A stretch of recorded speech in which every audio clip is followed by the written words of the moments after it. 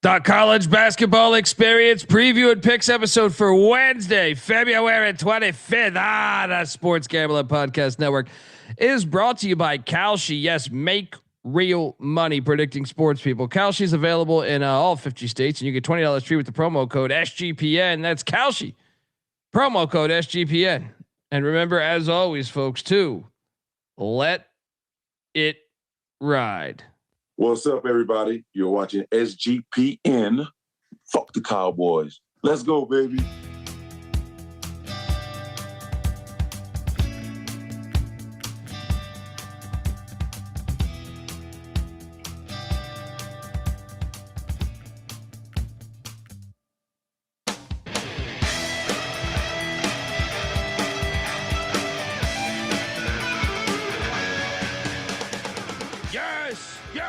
Yes. Woo!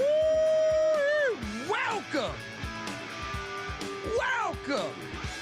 to the college basketball experience preview and picks episode for Wednesday, February 25th. Oh, buddy. YouTube.com/the college experience. Shout out to the great cannabis capper. I'm already seeing. Get over here. Be a part of this chat. Be a part of something in your life, you filthy animals. Cause it's that time, dude. It's that time. Yes. I mean, that's right. That's fucking right. The chat's already talking about it.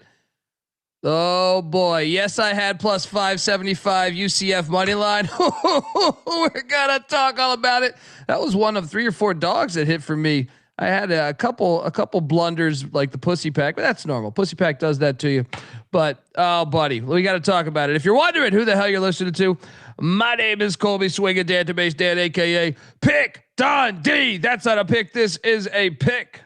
He was raised in the land down under, where a man thinks on his feet, speaks with his fists, and lives by his wits. When Dundee happened, he was a superstar. And you're nothing but a chameleon, lemon-headed, coward, terrorist pussy. And I'm after you, buddy. You're going to pay for it. Good night. I mean, my only regret is not taking the money line in Northwestern, because we talked about it. Just didn't do it. But boy, was your boy Pick Dundee on fire tonight. I feel like money tonight, I am joined by my co-host. Yeah, I don't know where the hell the other guy is, McIntyre. He's probably doing nose beers in sledding down a fucking hill right now. I am joined by the host of the college baseball experience. You got to check that out because, Thursday night, 9:15 p.m. and I'll be at a college baseball game tomorrow, buddy. There we go. Let's go. Give it up for the great Noah Bieniek. How are you, buddy? I'm doing great, Colby. Speaking of the college baseball stuff, there was 4 upsets within the top 6 today. The SEC had a terrible day. The Sun Belt went 4-1 against power conference teams. You played at the beginning an SGPN call for fuck the Cowboys. I think that's Brandon Jacobs, the former running back. Yeah, I believe that may be what Mac is saying at the bar. Fuck the Cowboys. They just ended our regular season. Yes, now we got to win the That's Big 12 one of my tournament. plays. We got a lot to talk about on this. And look, I'm with Backich, the Clemson baseball coach. I love college baseball, but tonight was impossible for me to watch those games. Yeah. It was like there was too many good games on at once in basketball. It's a bummer. So I'm almost thinking like Backich is onto something, but having the season start a little bit later. But then I know that goes further into summer. But yeah, it's like the bums one me new out. argument that I heard about that too, and I was already like not really totally sold on the idea. But now you lose even less weeks with students on campus. Like that's the biggest thing I think for your attendance is the students. Good point. That is a good point. Good point. Yeah, that was a great point. It's just tough. It's tough to do it all. It's tough. Yep. There's got to be a day where I don't know. I got to think about this one. It's Friday. Friday is the best day because there's like 6 basketball games. They should lean more into Monday. Man. Shout out to Mike. Monday, there's like 4 college baseball games. It's like crazy. Yeah, I mean that's what I'm saying. We got to conquer Monday. Shout out to Mike 22. 017. Mike's our fucking boy. Mike's been rocking with us for years. Big fan, Mike. Thank you for the $20 to the Goat Show and Goat Community /chat fam. Yes, I mean, he's got the college slam photo. I've known Mike for years now. You coming to Vegas, Mike? Come out to Vegas. Let's go. Shout out to Senior Football, giving us $20. UCF money line, bringing out the Colonel E.H. Taylor and Maui Wowie tonight. There we go. Did you see all the A-list celebrities that BYU brought out? Speaking of bringing out, A-list. Like BYU A-list celebrity, Okay, like their alumni and whatever. Wait, I saw them go to Danny Ainge. Right? Yeah, they had Ainge. They had some other NBA guy. They had Puka Nacua, who was on the side. I missed that. I missed Nacua. They had like two other people too. Kalani Sataki was in the building doing a recruiting thing or whatever. They got their ass kicked with everybody in the building. That was hilarious. Yeah, we're gonna have to talk about that. Shout out to the great David Matola as well. And I want to talk about Chop Kicks says if I want to come out to Vegas, when would be the best time for me to land and stay? Well, you want to be there for the first round games, Thursday, Friday. How about this? Days. How about this right now? How about this? We'll probably have a graphic in the coming days, but I did get the green light. So Wednesday the 18th, I'll be there around noon, right? All right. I think we land around noon. I gotta check my land. At 6 p.m., we are throwing a party at the Overhang Bar in the Circa. So you are invited. 6 p.m. The reason why it's 6 p.m. is because that's when the fucking play-in games are happening. Yeah. All right. So you are invited. That's actually after the first game. Well, yeah. I mean, we're landing at that point, but yeah, you're invited. Cocktails. Oh, I think on us. Not you too, but I'm saying you're coming. I would assume, but cocktails on us. Good times on us. We're gonna give you some merch. We're gonna give you. We'll just come on out. It's gonna be a good old time. So yeah. Anyway, I'm double checking my flight to see when I land. Yeah, Overhang Bar. Obviously, we love the Circa. We've been rocking with the Circa. You should probably stay at the Circa, by the way, Chop Kicks, because that's where we record a lot every Friday. We do a show there. I land around noon too, so I'll probably see you at the airport. That was probably planned that way. Let's fucking go. Let's go. Hop in our limo, dude. All right. Let's go. I'm serious. Yeah. Yeah. You haven't been in a while. You haven't been in a while. Yes. We get that last time I was sharing a limo with John Jansen, the former Washington Redskin and Detroit Lion. All right. It was me and him in a limo. You. Yeah. I believe Michigan you. Wolverine. I've seen the videos online. Yeah. Yeah. Yeah. John Jansen's the local radio show guy, and the that's D, right. they do their radio show out of there. So yeah, he could throw me through a fucking brick wall. He'll probably be on my flight if he's heading out again this year. I don't know if I told you this. So I'm like grabbing my gear when I land. Right. I didn't even expect a limo. This is us. This is comics. We're you know what I mean? I expect like just the bottom dollar, right? Bottom dollar. And then a limo picks us up, or someone texts me. It's like, for this limo service, I'll be there to pick you up. Did you bring luggage? What's your bag look like? All that shit. And I was like, what the fuck? And then I land, and then he does meet me at he's holding up the card and everything, and he's like, dude, I is it okay? Because we fucked up someone else's ride. Is it cool if this guy rides with you? And it's John Jansen, but I didn't know it at the time. I just go over to shake his hand, and he was fucking gigantic. And then we hop in the limo. We're bullshitting. And I'm like, what are you out here for? And he's like, oh, Circa. I was like, no shit. And then we start talking, and then it's like, yeah, I played. You played where? Right? In the NFL. Oh shit. Yeah. Right. And then we just start talking about great stories that probably can't be told on air. I I love the people that do that. They try to be humble, and it's like, okay, you're making me peel back the entire curtain. Like, I respect you for being humble, but let's talk about it, dude. Like, we're sitting here or whatever. Jabba Chamberlain did that to me in Omaha. And I'm like, I'm a big Tigers fan. Like, I didn't even recognize you because you weigh probably 90 pounds less right now than you did when you were playing. But he looked great, and I did not recognize him.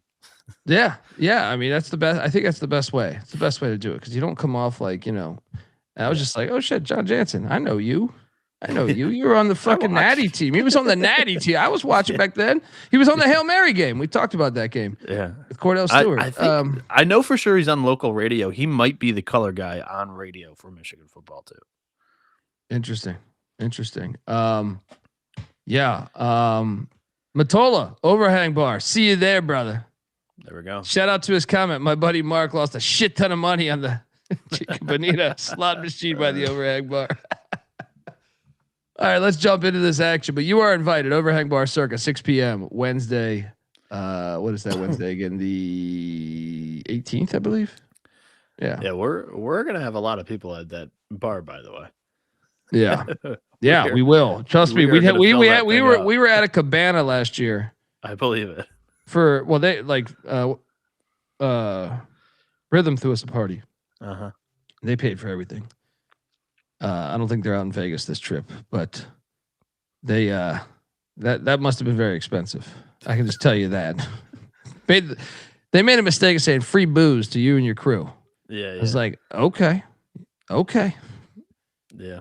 Surprised they're still with us. They're probably just like, we're in this contract. Let's get the fuck out of this. These guys cost us $65,000 in Omaha or in Vegas last year. They didn't know what the fuck they were signing up for. Out the gate, we had St. Francis, New Haven, Bieniek. I nailed this one, just didn't bet it. I wanted to bet it. I asked Mac if we should go in on St. Francis, and we didn't. If anything, I think he took New Haven, and I took New Haven too. Yeah, St. Francis wins outright, 73-67.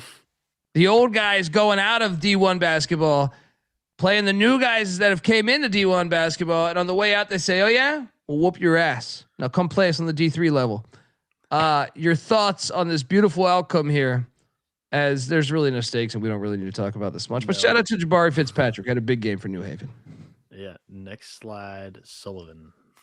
Yes. Well, next slide is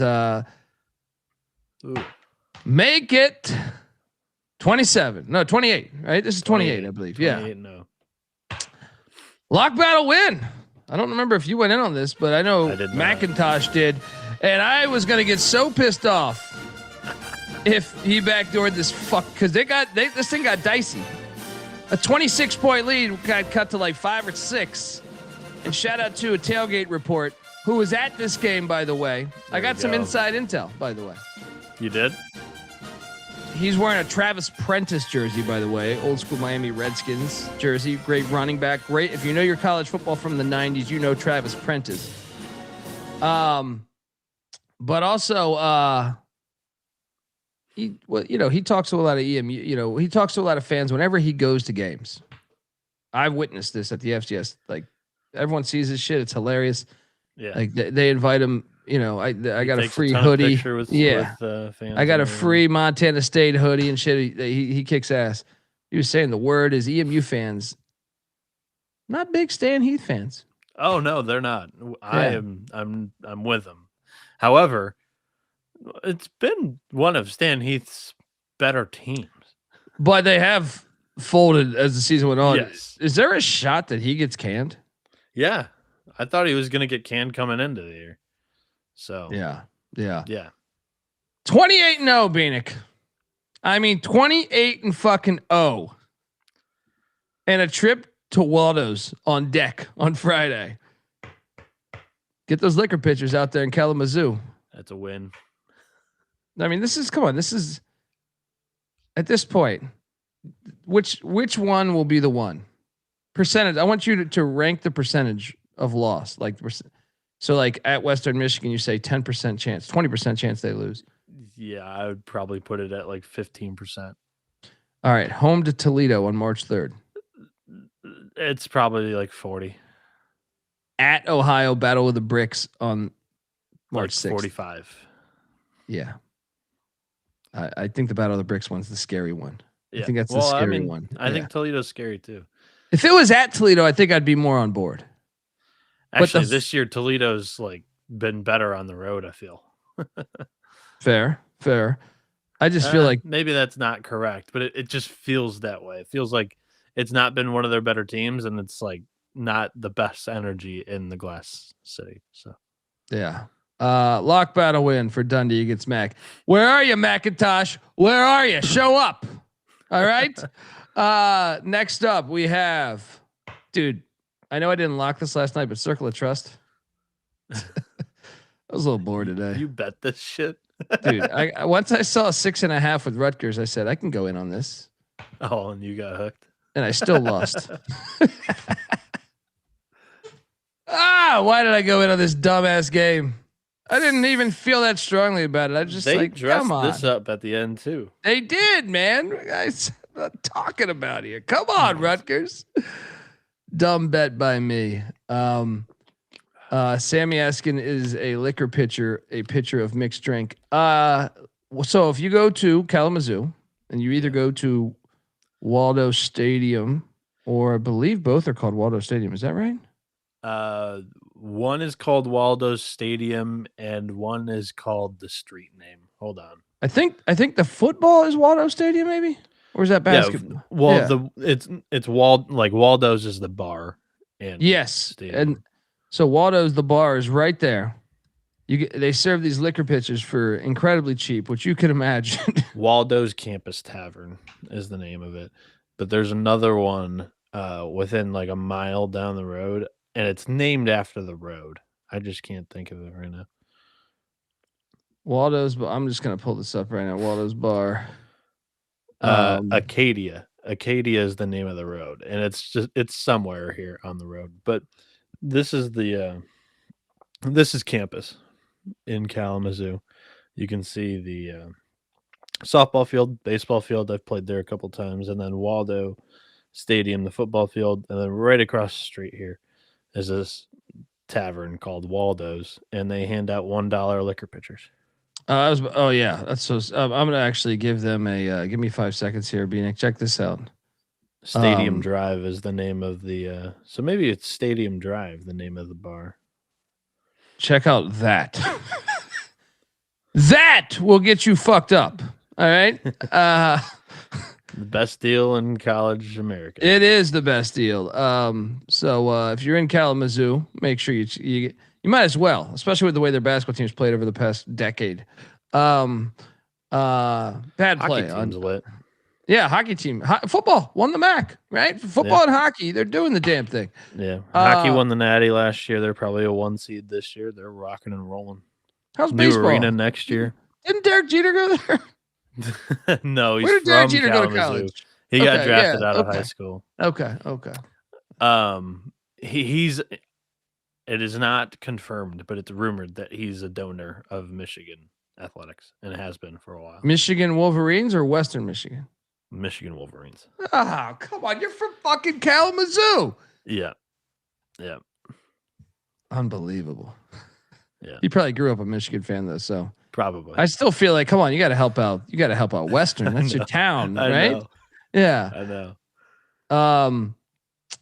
Next up, we had this game, which you two bozos locked up. No, I didn't bet this. Oh. He did. Okay. I actually didn't fire on a ton of games. I had 8 bets, which is still pretty good.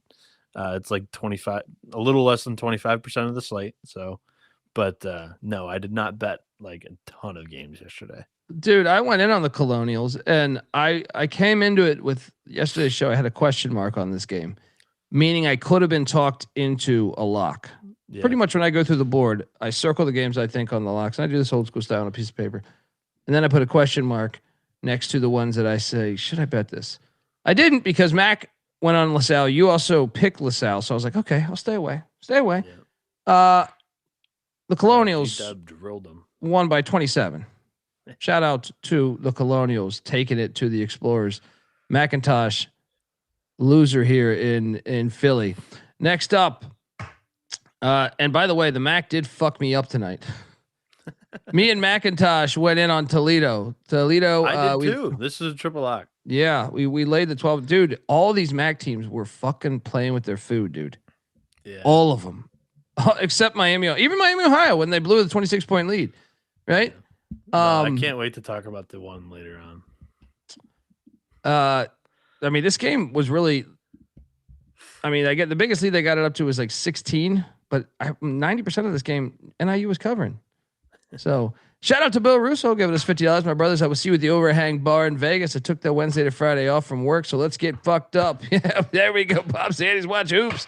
There we go. No, I think he said Zins, as in like the gum pillows. Oh, yeah. Okay. Yeah, it's the THC pouches. I'm Trevor saying Mac is at a bar in Morgantown, lost to that song.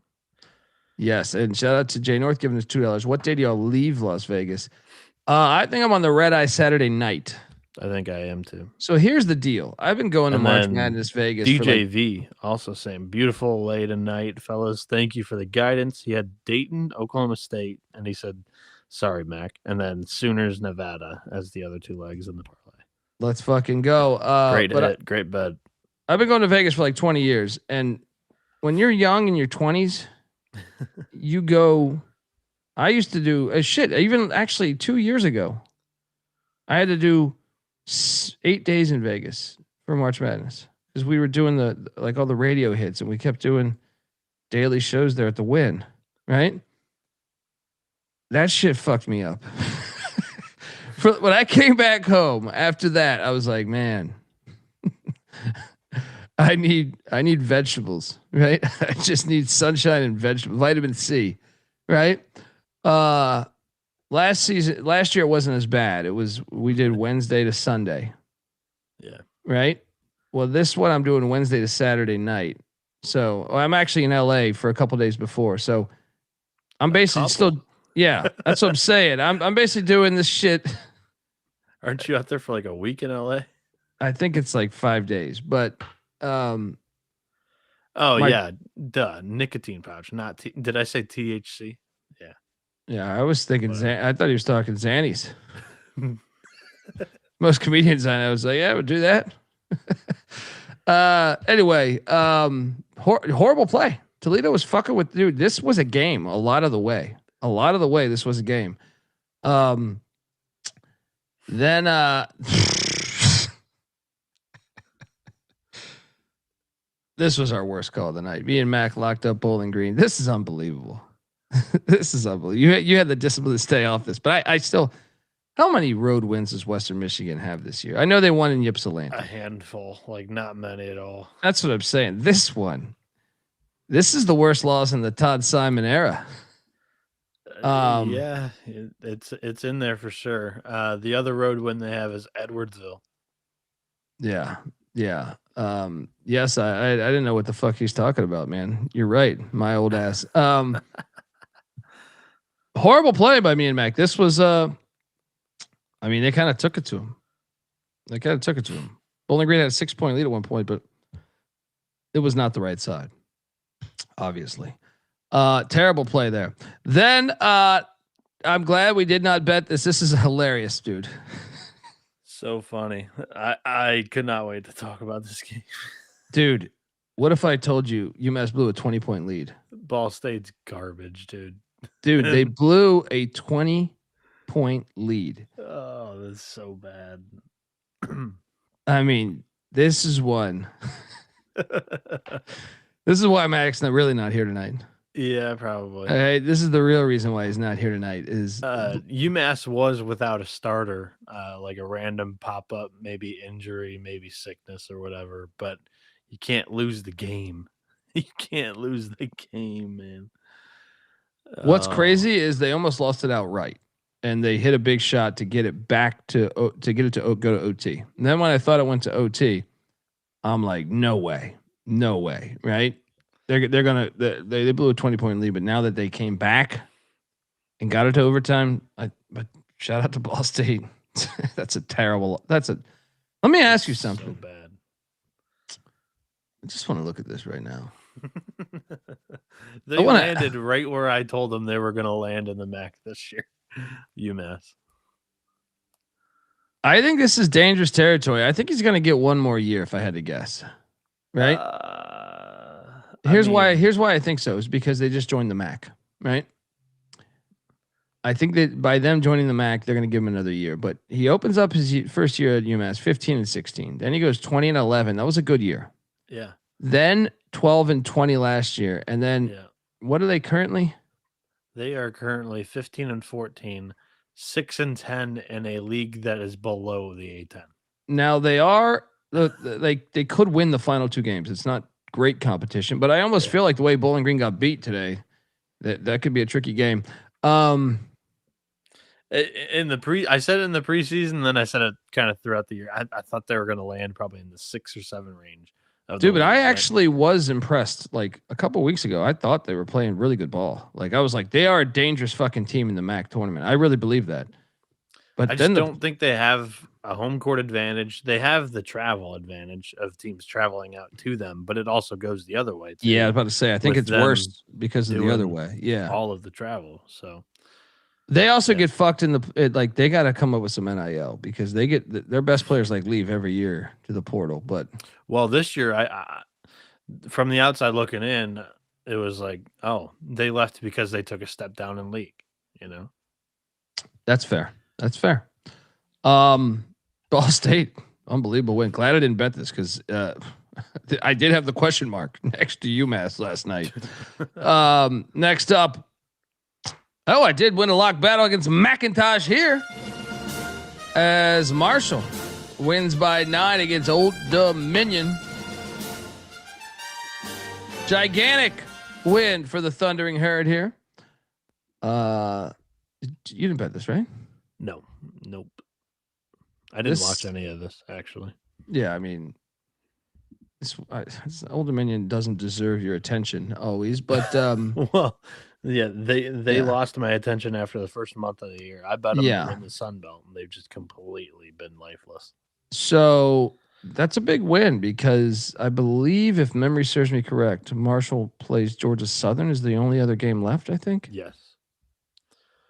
They're in a good spot to win the 1 seed or the 2. I guess who cares if you win the 1 seed, 1 or 2, it doesn't matter. Yeah. Well, the top 2 is what you want, even though I guess you could kind of. Don't ask me how the Sun Belt tiebreaker is working because currently there's 4 teams tied with that best record in the league. Once again, it's so dumb for this conference.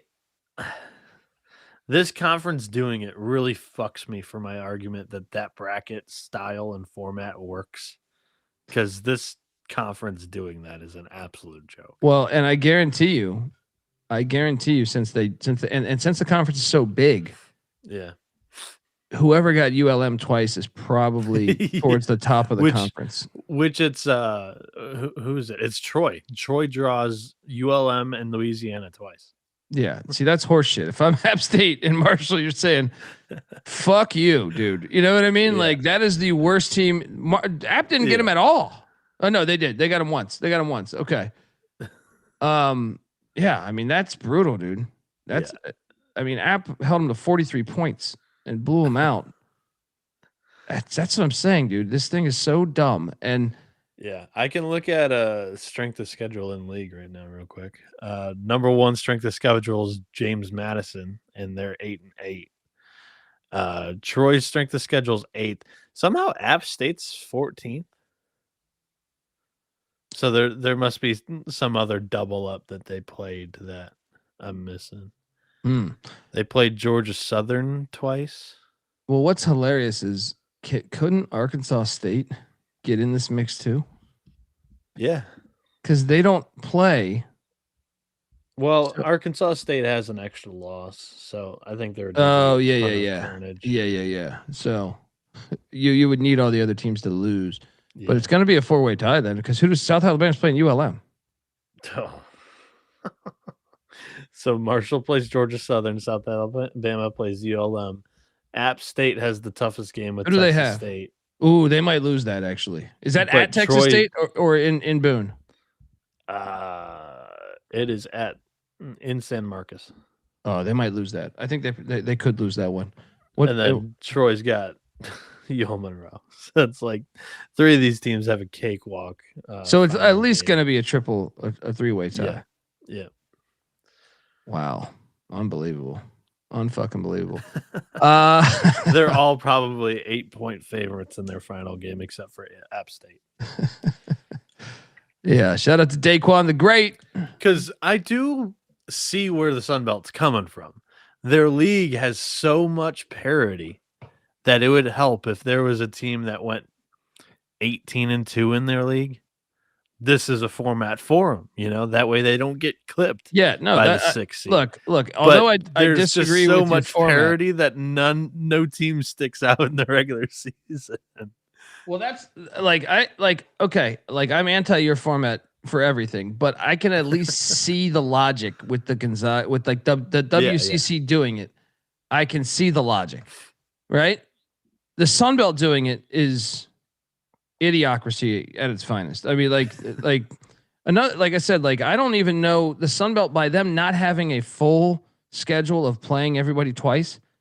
Yeah, I don't even think your best teams are the best teams. That's fair. You know what I mean? Because you're getting, so someone's getting ULM twice. Troy, South Alabama, probably Texas State, probably, right? Yeah. So you're cooking the books on your own conference, and then you want your book's best teams to be further along, even though they're not your best teams, because you cook the books. So there's been 2 instances in the past 10 years where the winner of the league has won it by 3 or more games. And they adopted this style of bracket. I mean, like I said, and besides ULM, any given night, anybody can win in this conference to me. I'll take one of the top 4 teams with the bye, but I don't know who it's going to be yet.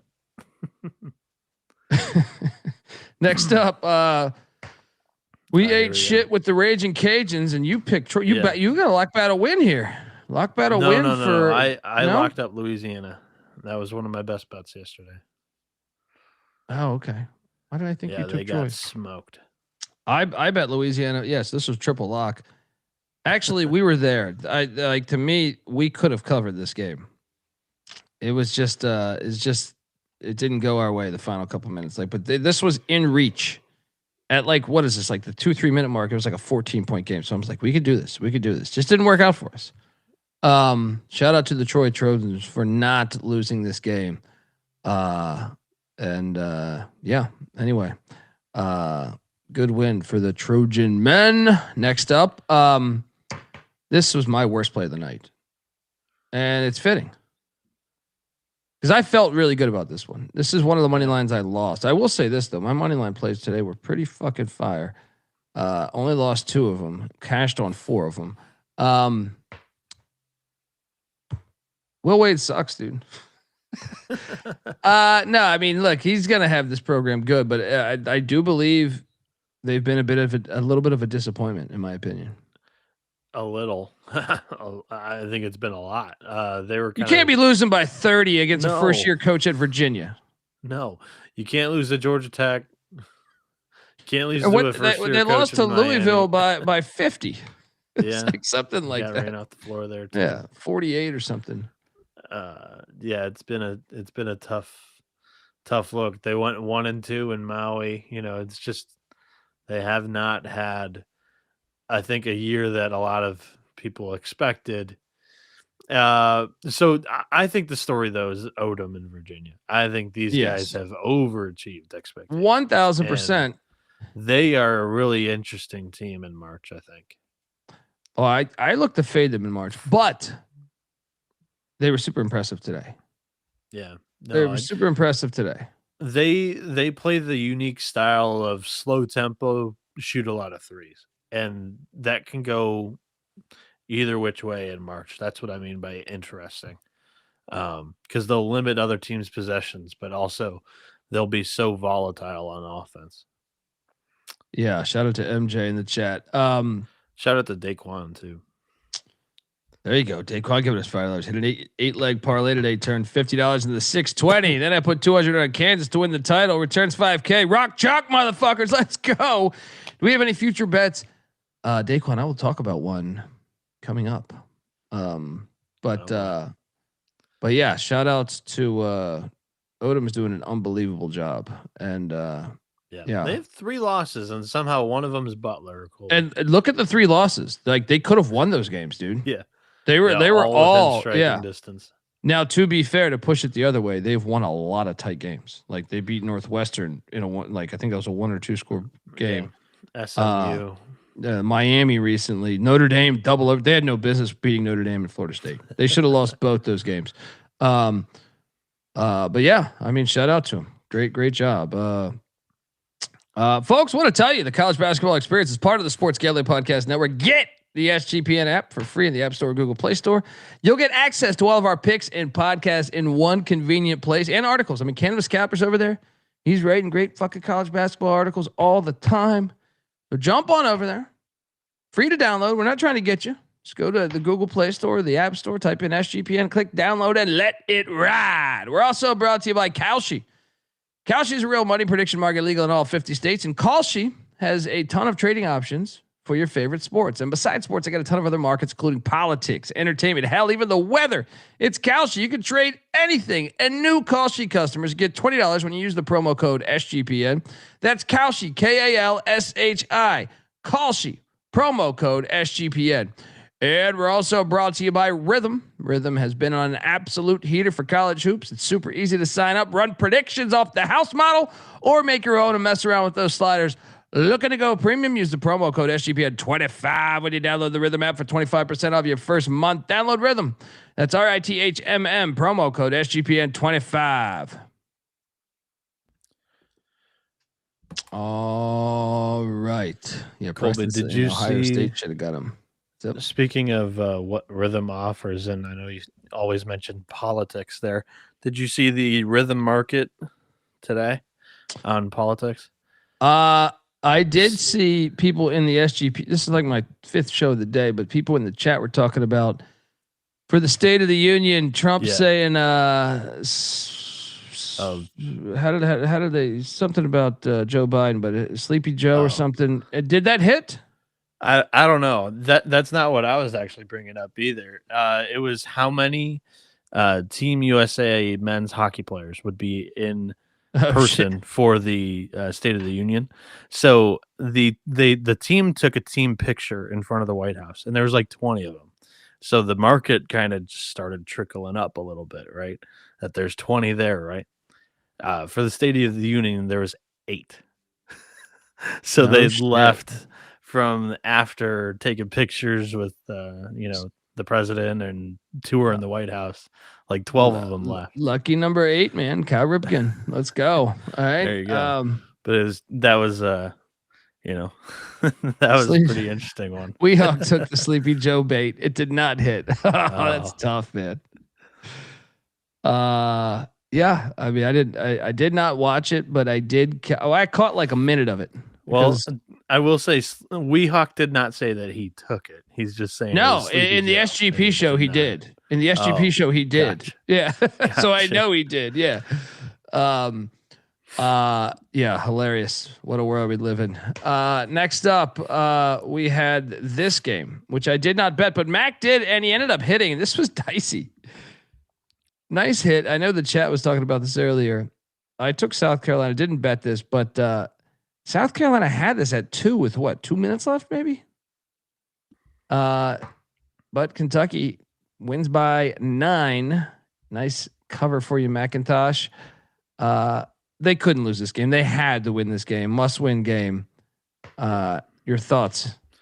Yeah, my thoughts were so I was not able to watch this game, and my thought yesterday was Kentucky typically takes over this building. So I don't know what it looked like or sound like today, but I mean, South Carolina shot it terribly, so I can't imagine that it was great. But yeah, and the celebs were out here. Shane Beamer, and then oh man, why am I drawing a blank on the women's basketball coach? She's a fucking beast. Yeah, no, I'm drawing a blank on it too. It's Staley.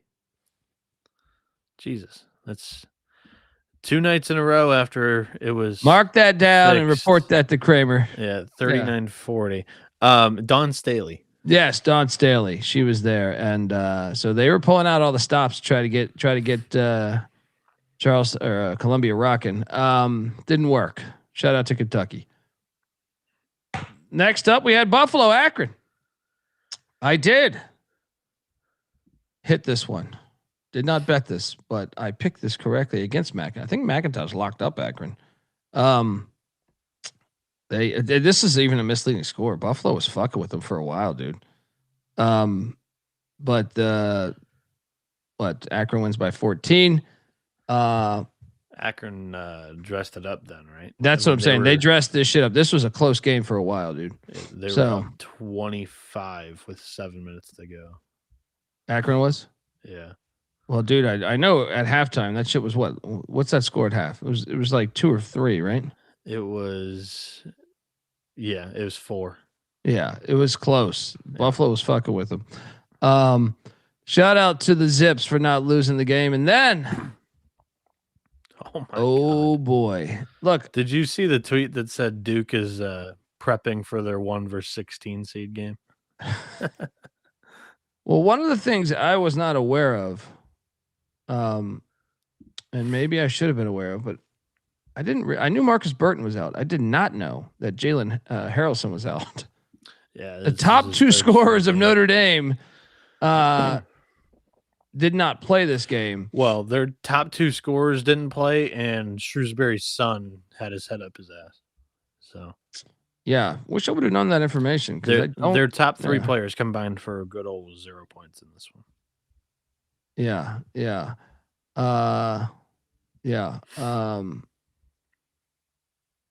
Just a bad play. But I mean, I just wish I had that information at the same time. Next up, Central. How about this game, dude? I can't believe Central lost this game because they were up the entire game. Yeah. Speaking of playing with their food, Kent State was in danger. This wasn't playing with their food. They were down 20, you know? I mean, I thought Central had won this. I'd kind of turned it over because I thought, they were up big, dude.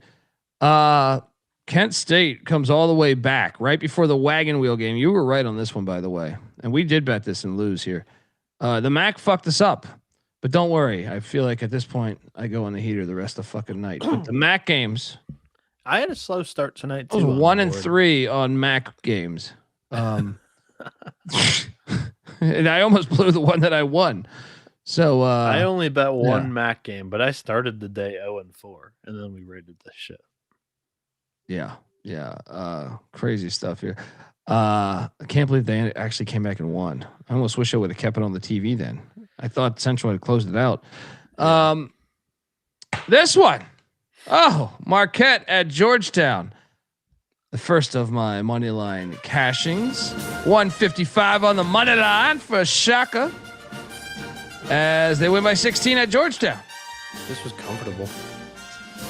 I still think, like, if you're looking for an extreme dark horse in the Big East tournament, I think it's Marquette. I think that's the play. So they did this without Royce Parham tonight. Dude, they've played just a lot better towards the back half of the season. Now, 100%. Like, can you say that about anybody else in the basement of the Big East? I don't think so, right? DePaul. But I just feel like DePaul hasn't. Have they gone up and actually? I guess maybe a little bit, right?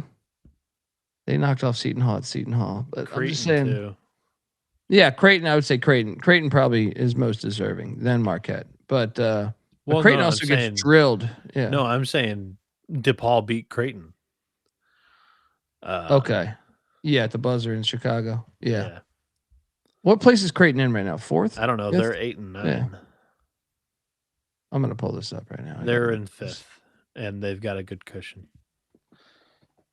Yeah, but look at the value you're gonna get on Marquette. They're in dead last right now, dude. It's true. It's true. I mean, you're gonna be. You got to be. I'm just telling you. I'm gonna be sprinkling. I'm gonna be sprinkling that Big East tournament price. Let me check the cocktail napkin. Their last couple of games where they're at. or not the cocktail napkin, Bart Torvik.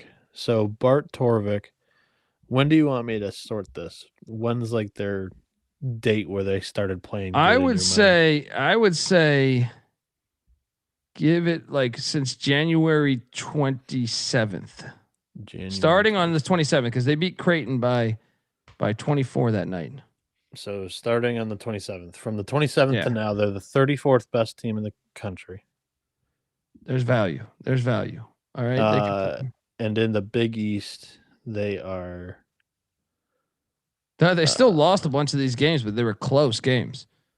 Like they lost to Villanova by 3 in overtime. They lost to the Johnnies by 6, and they had that lead with like 3 minutes left in that game. So in that sample size, they're the 4th best Big East team. Yeah. There's behind Villanova. Creighton was ahead of them. Actually, never mind. It was Connecticut, and then St. John's. So St. John's, UConn, and Villanova, which all of them I think are expected, and then it's Marquette at 4. And just those two, look, I know they haven't played UConn in a while here, but they play them to end the season on the 7th. But St. John's, they had the lead with 3 minutes left. Bieniek on the 18th of February, right? They should have beat Villanova at Villanova. They led that game for like 90% of that game. They lost in overtime.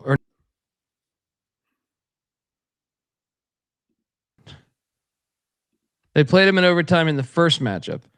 So I think they can get them. I'm not saying like, but I'm saying the value you're going to get on Marquette, you might as well sprinkle that thing.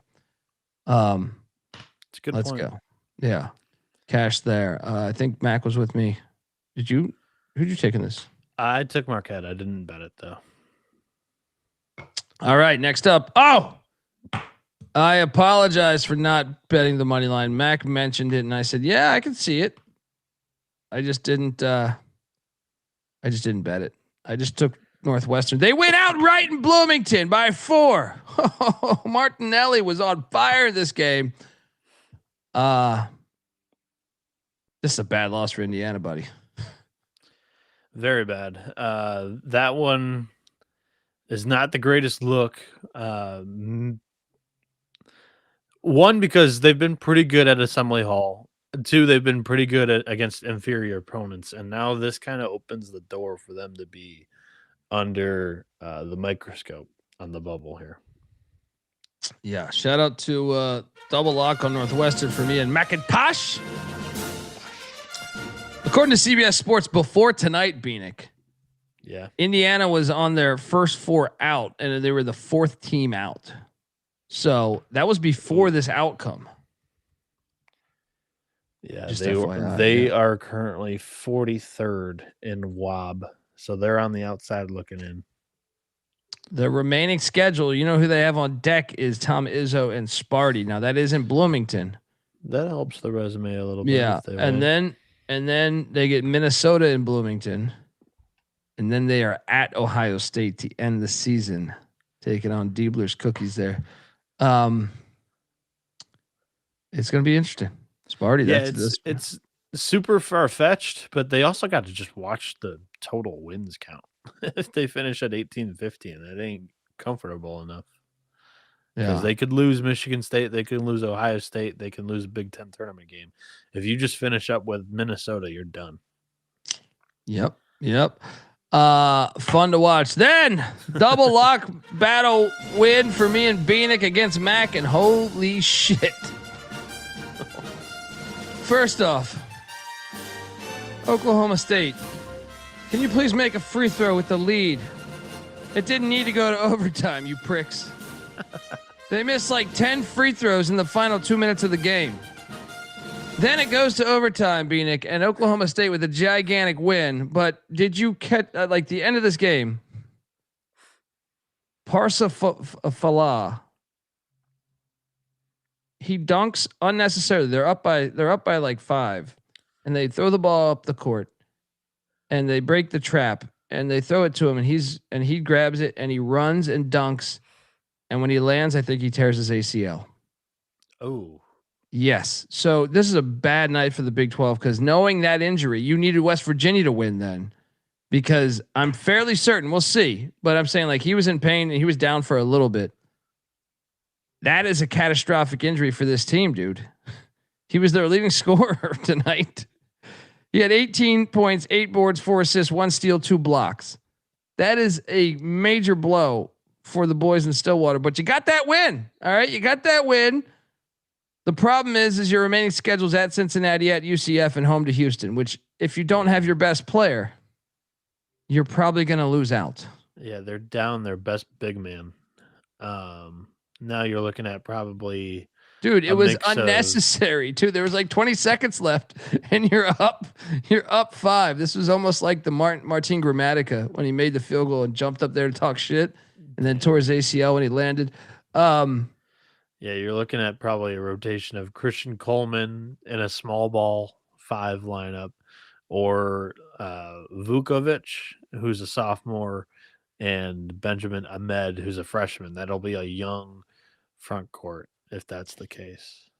And Monty Pritchett, great comment here. What the fuck? So a week ago or 2 weeks ago, when they weren't on this 5-game losing streak, Bieniek, when BYU played them, and a couple times this year, I saw this place jumping. Tonight, it was empty. Their biggest game, like they're still alive to make the NCAA tournament, and no one was at this thing. Pathetic, you people in Stillwater. It was really bad. They used to have such a great home edge too. It's really but the fact that they had it a couple weeks ago and a 5-game losing streak takes you out of it.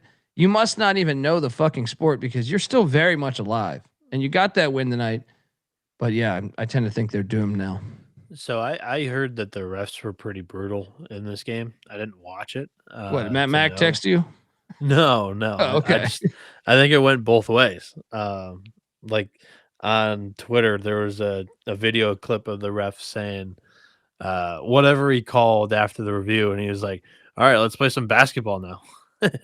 So it's like, felt like it was a little bit of a rough show early in that one, but this one's done, or this one stunk for the Big 12. To your point, Colby, because like you dealt West Virginia, who's also one of your bubble teams, a loss, and that was one that they probably could have helped the resume, because now it's BYU, K-State, UCF, and K-State doesn't move it. BYU and UCF are going to be tough wins. And MJ now that he's injured, sure, but I think they were in a decent spot to make it. If you tell me he's healthy, I mean, they have some good wins, man. They beat Texas A&M by like 25. They beat South Florida by like 10, I think. And in conference, they scored a couple decent wins, against UCF and BYU. So I think there was a path to making it, but it's officially cooked now. Yeah, Texas A&M and BYU were their best wins. But the South Florida win's good. They're in first place in the American. It's a down American, but still. It's still a good win. It's still a good win, dude. I mean, come on. Like, how many bubble teams have better wins? Building like best win? That's not a great one. That's all I'm trying to say. Yeah, I'd even probably rank UCF above USF. Oh, of course. I think UCF. Well, I'm a big believer in UCF. Someone Daquan was talking about futures. I do have one for them to make the Final Four. I think their best wins is Oklahoma State's ranked.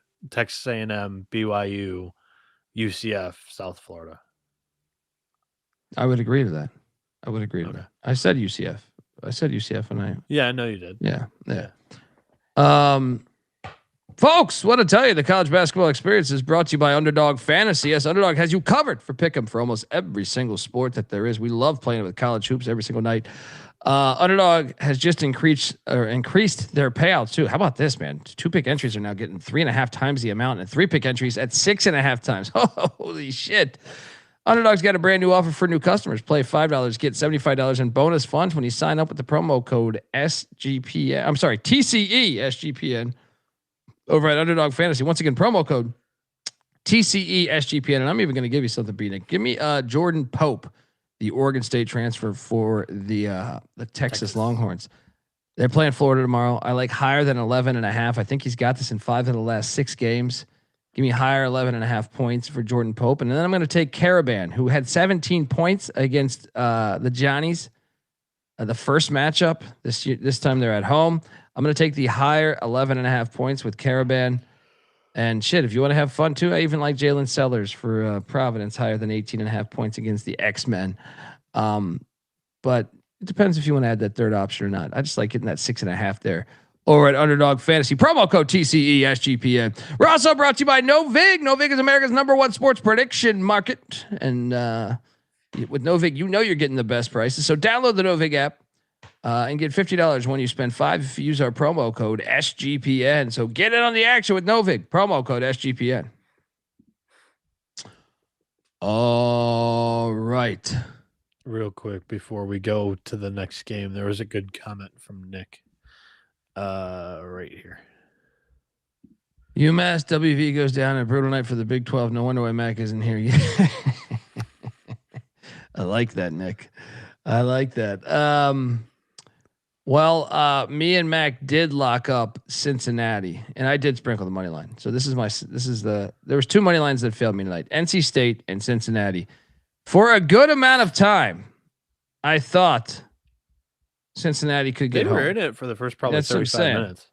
I thought, well, at least we could cover the 5.5 because I lost double here because I took the 5.5 as well. But Texas Tech, man, in that building, Christian Anderson, by the way, was going off for him. What did he go for tonight? What did he go? He must have went for. I know he had to go for more than 25. I would say. Shout outs to the Red Raiders. 31. Yeah, I mean, okay. That dude was balling. He was balling out for him. Bad loss for Cincy. You had your opportunities here, and Texas Tech.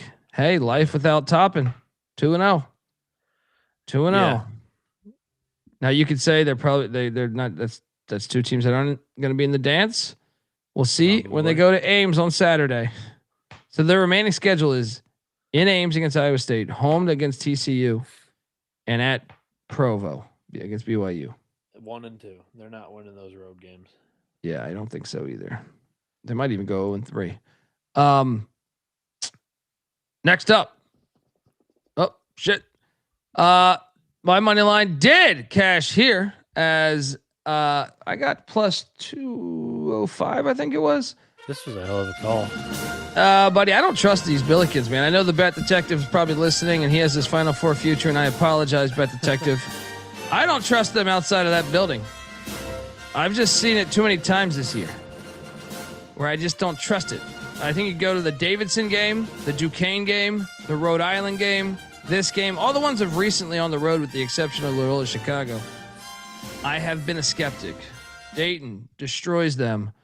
And this was just an ass whooping. But look, the Billikens will still get the 1 seed here.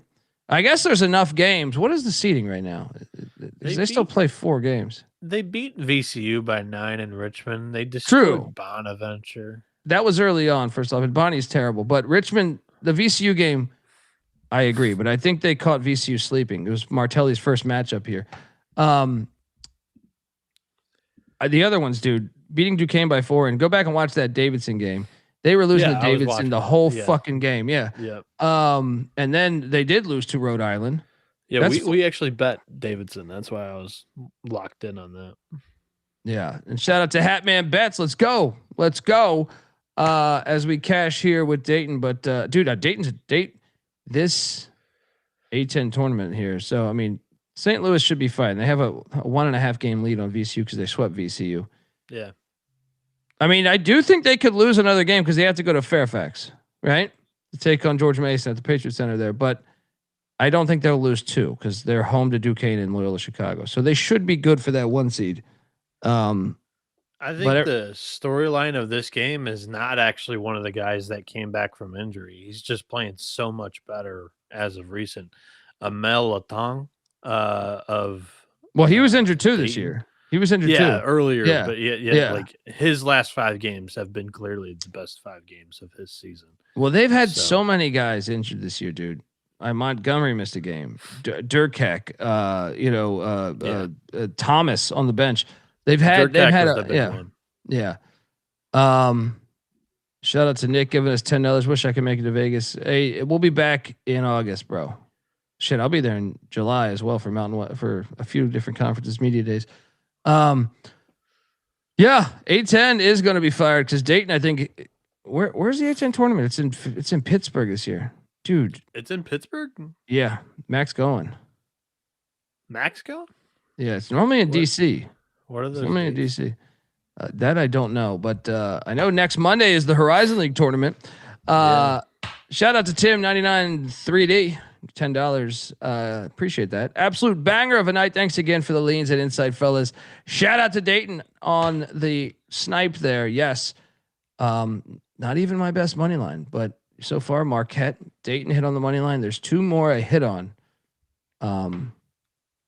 Tonight was a great fucking night. I don't know why I made myself sound interested in it. I like being in the command center during tournament weekend. Yeah. But does that help Duquesne's chances? Because they've been all over the place. They almost beat No. St. Louis earlier. No, Right? they can't even fill up their own building. They're not filling up a hockey arena.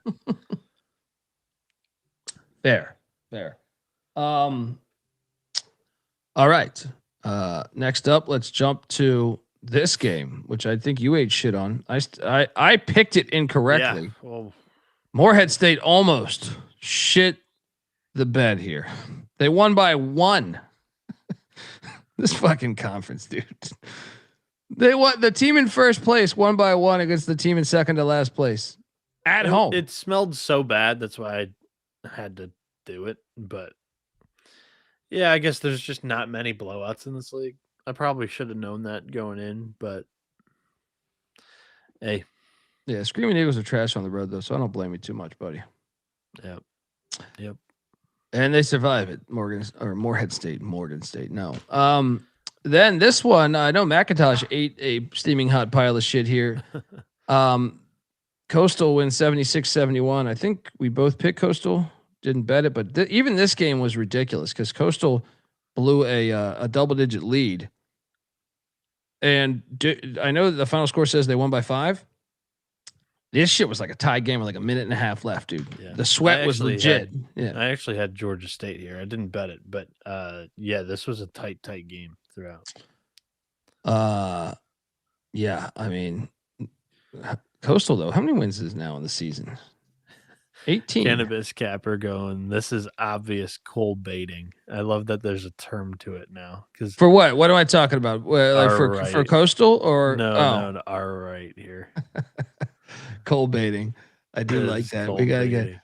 get. When am I coming to Cleveland? That is 357. Like he's the master of coal baiting. I don't know when I'll be in Cleveland. I was there not that long ago though. I was there like 3 or 4 years ago. Me and NC Nick hit Cleveland. We're not impressed by the bar closing a little early.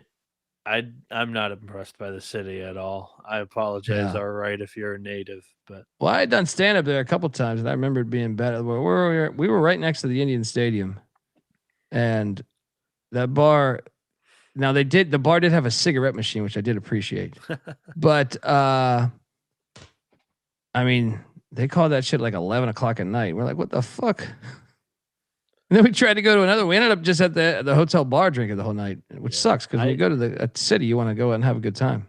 I played in 6 hockey tournaments in the city of Cleveland growing up. I've been to Cleveland enough. Yeah. What do they call it? The mistake on the lake? I'm sorry, all right. All right gave us $100 the other day. Armpit of America. I like Cleveland though, but my last experience was not as good. I would say the times I did stand up there a few times. And I really enjoyed it. What's worse, pineapple on pizza or dome football? That's an easy question. Dome football is worse. Yeah. Oh, no. Dome football is the worst thing. Pineapple on pizza is terrible. It is terrible, but that's how terrible dome football is. It is worse. All right. Shout out to Coastal Carolina, 18 wins. Next up. Oh my God, this one we almost blew our fucking lead. And there was no fans. These piles of shit in Chicago. You losers. All right, you're losing. No wonder why you're losing the Bears to fucking Indiana, you fucking bums. Right? What do you got going on in your fucking life that's so great? All right? And that's you roped me into it just by the fact that hey, it's a rivalry game. They'll have some fans there. All right, and But- senior night. I thought both. Yeah, yeah. But we got home. We got in home. overtime. Not. Yeah. Did we battle Mac here? Yes, I think we did. UIC 93 in double overtime, by the way. Double overtime. 93-86. We were up majority of this game. Like actually like 90% of this game, I feel like.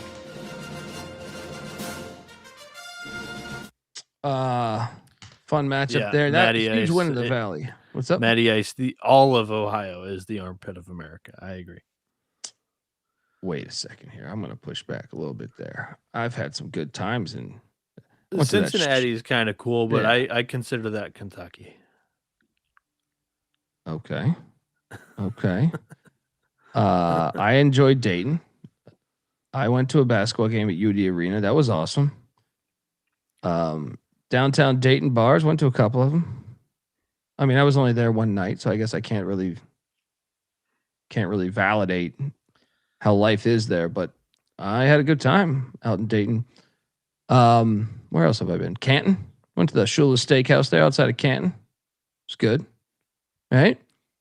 Shout out to UIC. Let's talk about this Valley race, Bieniek, because it looks like Belmont's solidified the 1 seed, but the 2 seed is hilarious right now. Murray State, UIC, and Bradley are all tied up at 3.5 games back. I mean, the remaining schedule here for these Bradley Braves is they are home to Illinois State. Oh, wait, no. I'm sorry. They are home. No, damn, they only have 1 game left. Arch Madness right around the corner. They are home to Murray State. Gigantic fucking game. They're going to beat Murray State. That's gonna knock off one of these two teams. But 12-7, we do know will be the 2 seed record because one of those teams will win the game. You mean 13-7, right? 13-7, and then Illinois Chicago plays at Indiana State, which is winnable. It's winnable, but still dicey. I feel like Indiana State at home has not been terrible this year. Yeah, on the road is when they've really ran into their problems. All right. As we nail that one there. Next up. Once again, shout out to All Right. We appreciate you, brother. Southern Miss, Arkansas State. None of us bet this, but I believe me and McIntyre got this right, as this was a 6-point game or 5-point game. Bieniek, who'd you take here? I was on Arkansas State. That's what I thought. So, yeah, a classic Sun Belt though. They almost blew this shit. Anyway, there's nowhere in Ohio you want to stay longer than a weekend. Well, that's fair. I've never spent more than a weekend. It's a drive-through state. Preston picks saying Detroit is worse than America or worst city in America. See, I'll push back on that. Unless you're going to Ford Field, which I did have a terrible time. I had a blast in Michigan when I went to improved the inner city a lot. So much. Yeah, when's the last time you were there is the question. Because when I was there, Bieniek, we talked about this. I saw one of the best, probably the best live baseball game I've ever been to. It was the, I want to say it was the Oakland A's and Detroit Tigers, or was a walk-off grand slam. Yeah, the Rajai Davis walk-off. Yes. But I was there for the whole weekend. And that was Detroit. I was in Detroit for a couple days. Yeah. But before that, I was in Mackinac, which was awesome. But Detroit, I was rather impressed because I'll say the time before, like 2005 or 6 or 7, somewhere in that area, I did stand up in Detroit. That was a little shitty. Yeah. But don't get me wrong. There are still some shitholes in the Detroit area. But the inner city, like the downtown area, is so much improved. Yeah. But hey, if they want to shit on it, go ahead. Ford Field is trash. Ford Field is a good place to fucking, I guess, graduate high school or something, or go to the roller rink. But shout out to the Hatman Bets giving us $20. If you guys had to make a conference winners parlay, what would it be? Oof. Conference winners, we're talking tournament, I assume. Yeah, I'm assuming that's what that is too. But I mean, if you're looking for value, Which ones do we think for sure will win the? Like, I feel like Navy seems like they're gonna, but I think American could actually get them. I don't know that Colgate could get them. I think American could get them, but who are like the slam dunk obvious ones that will win their conference? You think? Yeah, I'm going through them in my head here right now. You think the Zags are a pretty good lock to get that done? Their final WCC tournament. Because they're gonna be they're in the 1 seed, so they're getting that bye, that crazy bye. So I think it's the sorry. I retracted whatever I was going to say there. So Liberty is probably going to be like minus 800, or that's crazy, but minus 300. they need to not play New Mexico State because They're whatever a pretty reason, big favorite in the Conference USA. What I need to see a bracket because New Mexico State, they have beaten New Mexico State on 2 buzzer beaters this year. For whatever reason, New Mexico State matches them really well. Yeah, but is there another team that's as obvious as Liberty is the clear favorite in their league to win it? I think Liberty is number 1. And then I kind of like that whoever wins the Big South regular season, right now it's High Point. I think I would side with High Point in the Big South because the championship game will be on their home floor. Yeah, that's a good point. I think I would go Austin P in the A-Sun. I've been impressed by them the most. They've been the most consistent in that league. They've won a couple of close ones. I was about to say, like North Florida's they are the best. Tested, yeah. So I don't know that I feel confident that they're winning their tournament though. I like Merrimack's zone on short prep in the MAAC, and they're a great story to represent in the NCAA tournament in year 1 that they're eligible, I believe. You know who I like? Give me North Dakota State in the Summit. Okay. I just think they're the best team in that conference. Yeah, I got no pushback from you on that. And then maybe Long Island. I think those are 6 good quality candidates there that seem like favorites in their leagues. Yeah. I don't know about AP though. We'll see. Next up, Minnesota, Michigan. Mac locked this and cashed. I picked Minnesota, but 10-point win. But yeah, I mean, this was never really in doubt. I think Michigan stretched it to 20 at one point, but it came back down pretty quick. Yeah. Elliot Cadeau with a big game for the Blue. Thoughts? Well, yeah. I mean, he had such a bad game against Duke. It was a nice bounce back. So my thoughts were it was a little slow out the gate, and that's for sure. I think they only had a 2-point lead with 5 minutes left in the first half on Minnesota. I think they only took a 4-point lead into the half there. But they stepped it up in the second. I will say the turnovers today were a sight that I did not want to see because that was the issue last year was all the turnovers. But so Colby, here's something to note.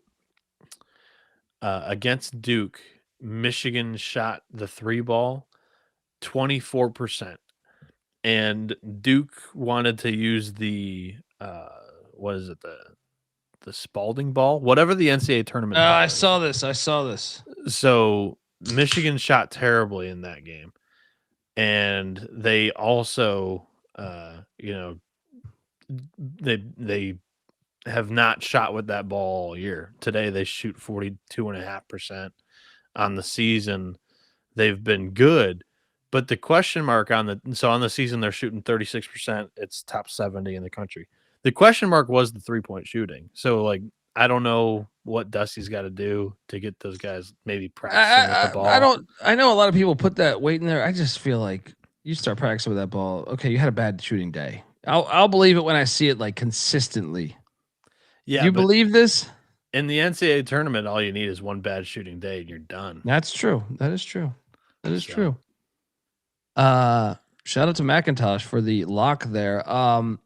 This was one of my top plays of the night. Here we go. Me too.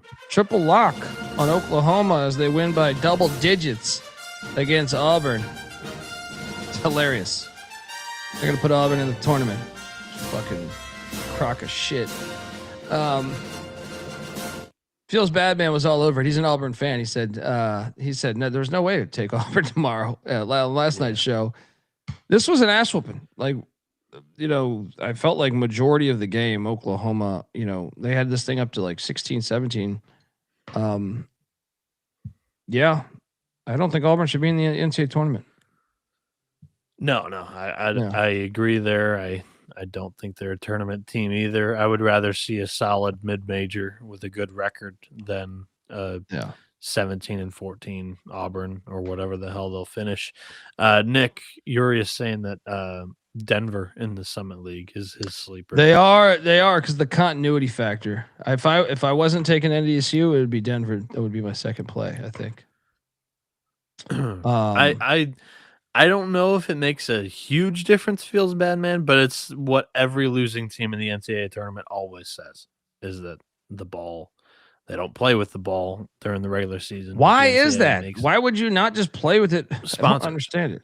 Sponsors. It's crazy. So like the Nike teams use the Nike basketball throughout the year. They gotta find a way to to fix that. Shout out to the Sooners for getting it done. Big time win there. Next up. Yes, sir. Did you guys battle me here? I think, right? You guys won as Saudi Arabia State lost by 10 to Miami. Didn't bet it, but yeah, picked it correctly. I think Mac bet Lucas. So I mean, Lucas is like, if it wasn't for Odom, it's been an impressive season so far. And he built a good roster. Like on paper, it was like, yeah, this roster can win. It just matters on how he does, if he gets in the way, if he's solid as a coach, or auto drive. But yeah, they've been very good this year. Shout out to Abner. I know he's a Canes fan. He loves that when they beat Saudi Arabia State here. So yeah. Shout out Abner. Hope you're good, brother. Yeah. Baseball's got a huge series against Florida coming up this weekend too. So like rivalry's abundance right now for the Canes. Let's go Canes. And I saw some great, you see Mario Cristobal and Kirby Smart chirping. That was great. Some great one-liners there. Yeah. At Spurrier's, whatever it was. Yeah. Great way to honor Spurrier because those are Spurrier-like lines. Yeah. Next up, we have this one, which I did play the money line too. I know this was your dog of the night, but I played this as well. Plus 170. Mizzou takes down Tennessee. 73-69. Third dog of the night to hit. This, out early. Tennessee got a big lead early, and Mizzou battled back. Barrett had a big game for them. Fun watch, fun crowd. Yeah. It was a big second half for Missouri. They couldn't hit any fucking threes either, dude. They missed so many fucking threes, I felt like. That's true. T.O. Barrett had a hell of a day for Mizzou, the sophomore. It was his best game of the year. And I was able to catch a little bit this one at the end, and he was very impressive. They were turning to him in some of the late game situations to create a play, and unbelievable. He had 17 shot attempts, made 12 of them. You go back to a lot of his games prior to today, he ain't even close to 17. So I think they may have unlocked something here with this kid because he's really only made 7-8 starts this season, and they've all come in February and late January. So Dennis Gates as a home dog, dude, against top 25 teams. I don't know what his record is for his career at Mizzou, but it's been a cash cow. And if you cancel the 2024 season, very good. Yeah, very true. Because 2024 season, he probably took 6 home losses. Yeah. Shout out to the Tigers there. Then we did eat a pile of shit here. This is a huge win by TCU to not fuck this up. This was a triple lock on Arizona State. This one, dude. I thought TCU. I honestly thought they could lose this game. I honestly thought this was a potential losable game, and now they got to go to the Little Apple. If they win in the Little Apple, I think they're good, even if they lose out. Yeah, I think so too. You just can't take the bad loss. They have enough good wins. Cincinnati's there. Like that could be a little slippery. That could be a little. It wouldn't be a good loss, that's for sure. Yeah, and that's in Fort Worth, right? Or is that in Cincinnati? No, yeah, it's in DFW. They host that game. So, but yeah, TCU's they're playing good Jamie Dixon ball. That's for sure. And yeah, I was sold on them flirting with a loss in this one too. So that was a great win. Yeah. Monty Pritchett saying the committee will end up screwing the Big 12 and Dixon by placing them in Dayton. Yeah, I agree. I think the fact I've talked about this before. Like TCU is a lot better than Auburn to me. I honestly think that if TCU lands in Dayton, TCU shouldn't be upset with that because they would be the obvious team that makes a run out of the first four. Yeah, but I think you should be upset just because I think you're like.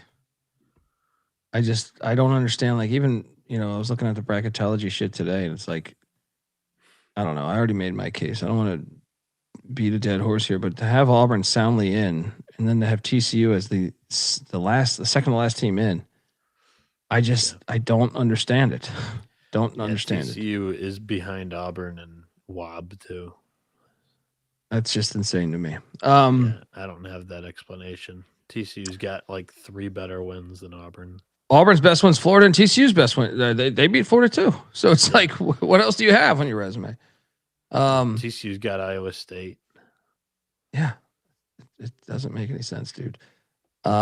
Next up, speaking of Iowa State, Mac, I believe, bet this. Did you bet this too? I talked strongly about it, but stayed off. But I felt that they were gonna win this comfortably. Yeah, I just thought everyone was gonna bet Iowa State. I mean, I didn't bet this game. I took Utah, but I thought watch this, Utah will backdoor this thing. But no, Colognes get it done, win by 16. Shout out to Iowa State. Matt Cash is there. And then sorry, Joshua Jefferson has flown under the radar as one of the most important players to his team this season because they also have Lipsy, Momcilovic, and I think that he does a lot of the dirty work inside, and I thought he had a good game today again. Yeah. I mean, I didn't watch a lot of this one because I didn't really care. Like when they play Utah, I was just like, yeah. I mean, I had it on for a little bit, but Abner's saying, Noah, the Saudis are coming to Miami for baseball. They are ranked. Can Miami take their oil? I don't. When do they play? Yeah. But yeah, Miami on the other hand for baseball, they're averaging 16 runs a game right now. Damn. They haven't played anybody with a pulse, so we'll find out what happens this weekend against the Gators. But it should be a fun one. Let's get to this next one where I guess the number really mattered for folks. I cashed on this with Baylor and the points, and dude, I thought Baylor was going to win this on the fucking money line. Are you kidding me? What a this was their moment. They really shit the bed here. They had a 7-point halftime lead. I know some people got the closing line number of 7. Someone DM'd me saying they pushed on this. And I was like, how did you get that? Dude, I even had 9.5 from the SGP show, and I was doing that right away. I think it was at 10.5 too at one point when it opened. But Baylor cashes for me and Mac against Arizona. I'm assuming Mac got the same number I got or similar. Baylor, this was Baylor's chance to get to the NCAA tournament. This is an epic fucking collapse here, man. You had a 7-point halftime lead. How do you fuck this up? How do you fuck this up, Bieniek? Shout out to Matola. What's that? I think Baylor was already in a good enough hole that they didn't have a chance, even if they won this game. So yeah, you're right. And they fucked this up. They had a chance to have a big moment this year. I think they would have had a chance because of their now. They're 5. They would have been 5-10.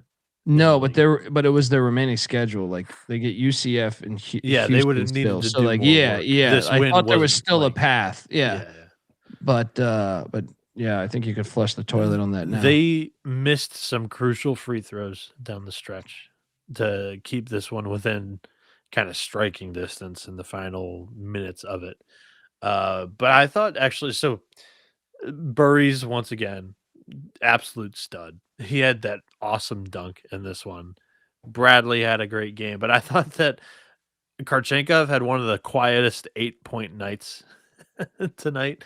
This kid had 6 assists, and he's just like a big man, a freshman that they're just, casually running the offense through down low. He had 8, 6, and 6 tonight. Yeah, I mean, Arizona is just super impressive.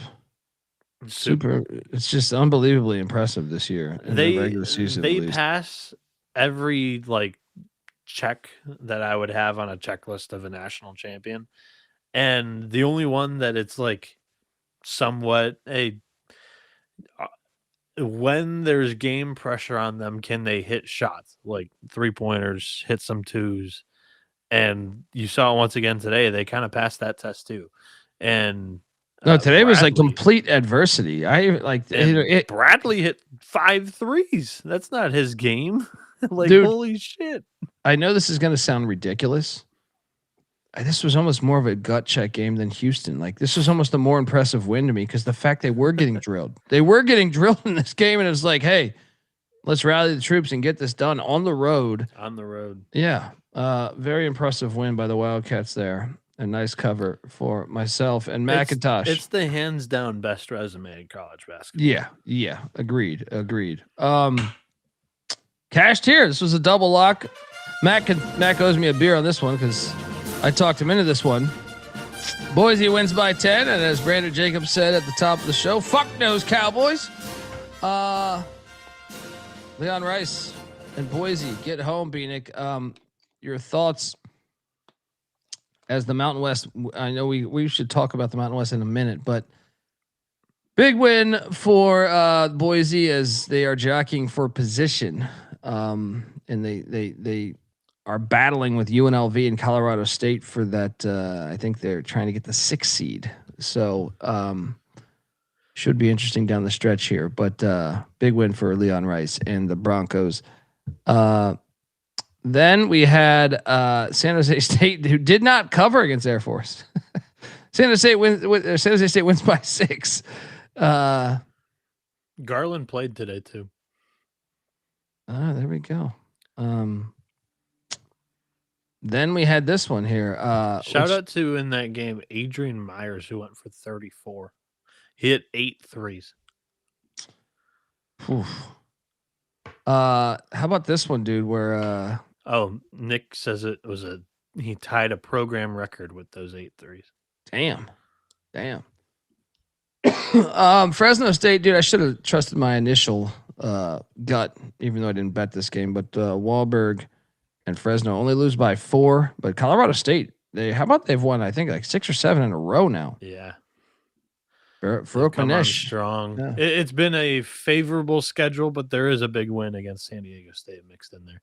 They've played. So this is the 6 wins. How about this draw? San Jose, Air Force, Wyoming, UNLV, Fresno, and then the 1 wins San Diego State.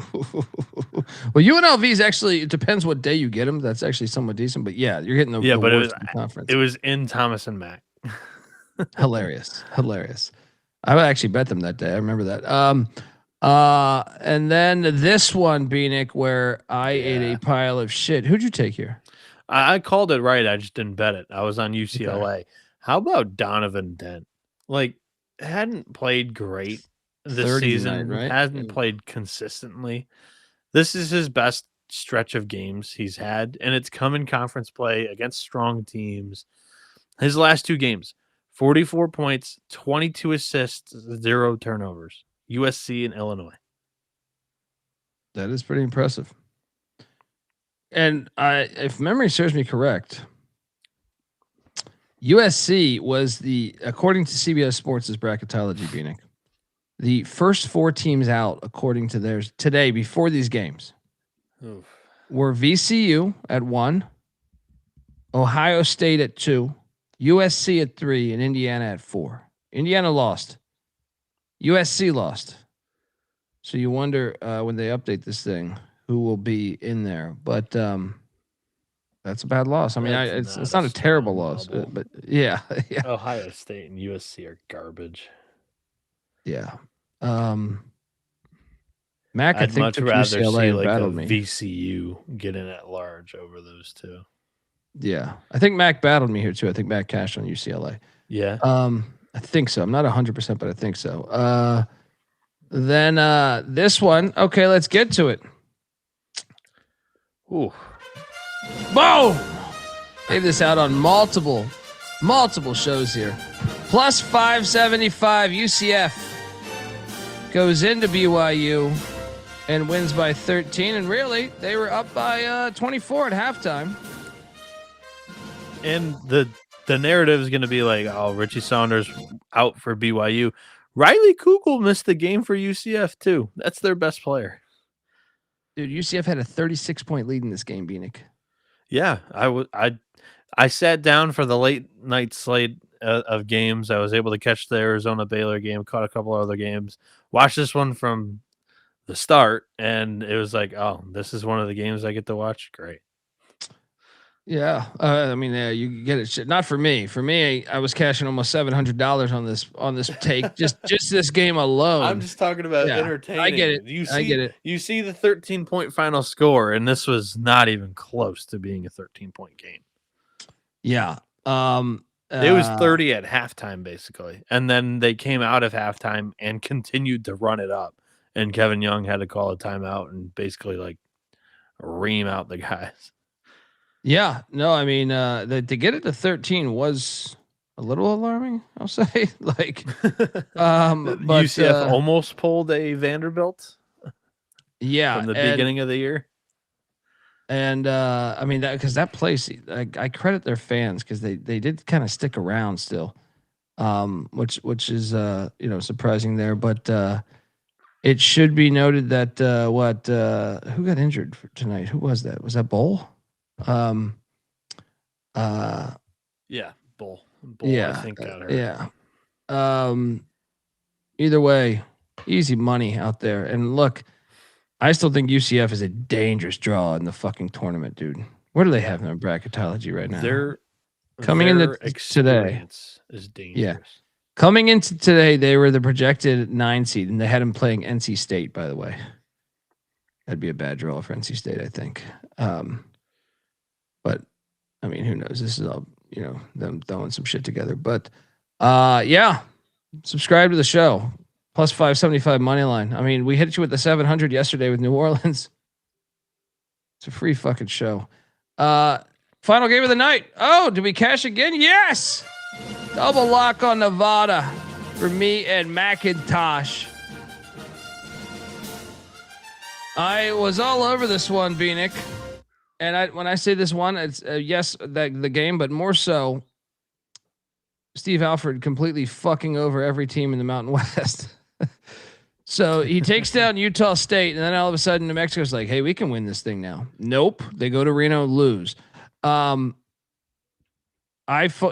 where I think it comes crashing down for Nevada. They're gonna lose to like Wyoming.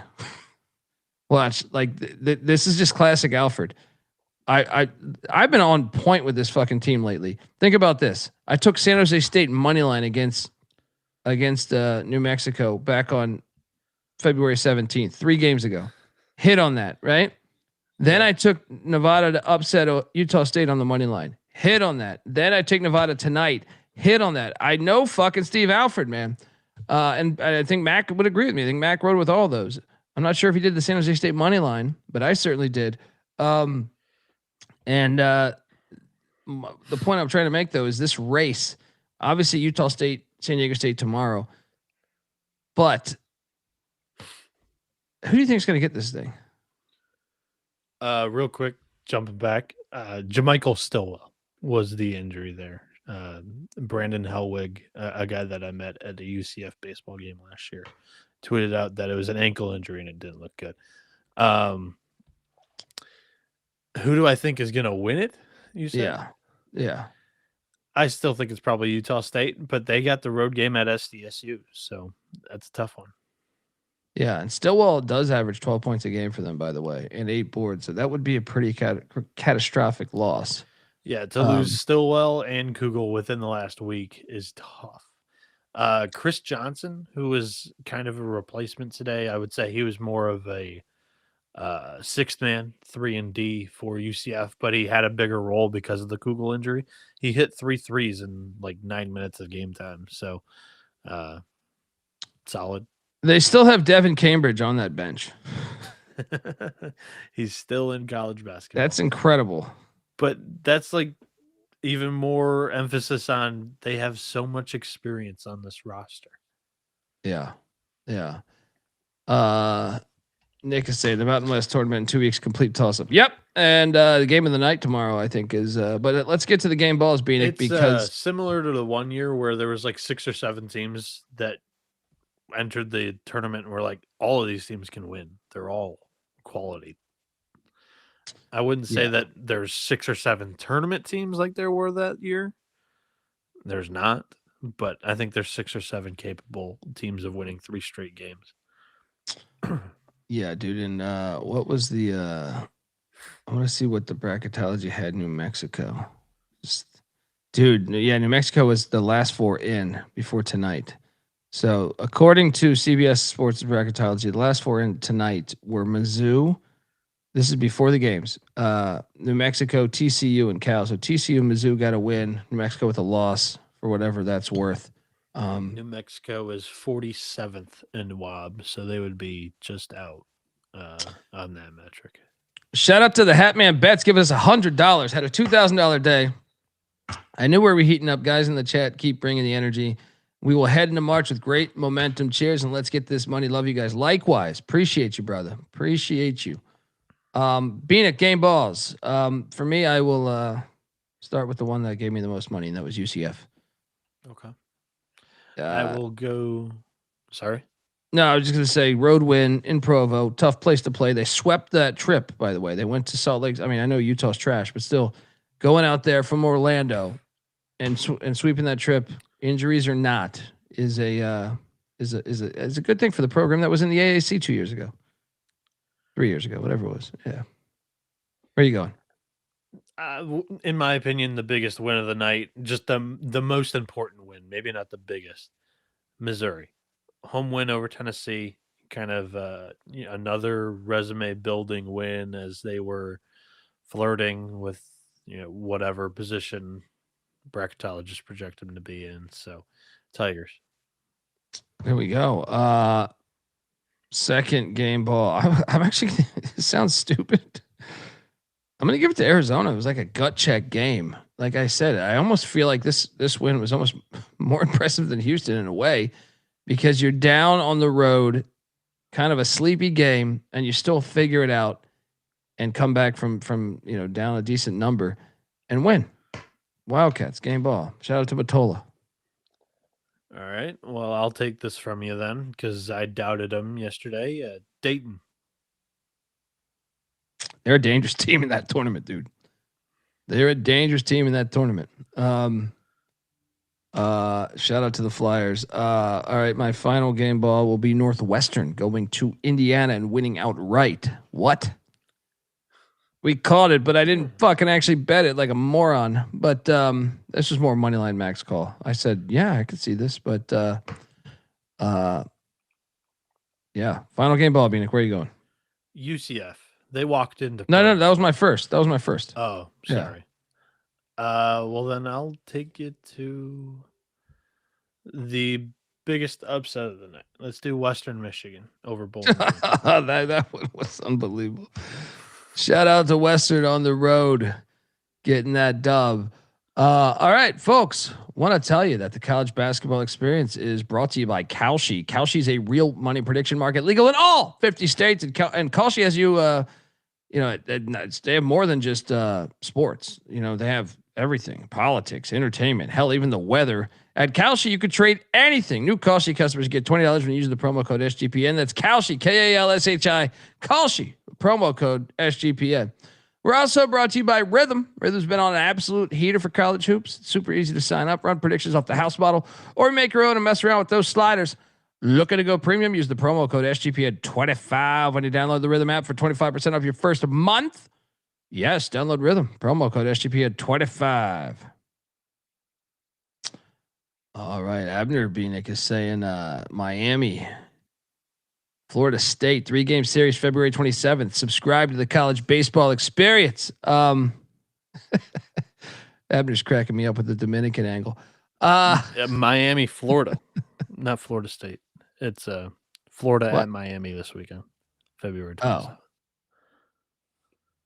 Dude, this is unbelievable. It's hard to do a show and they just keep booting me. These Russians.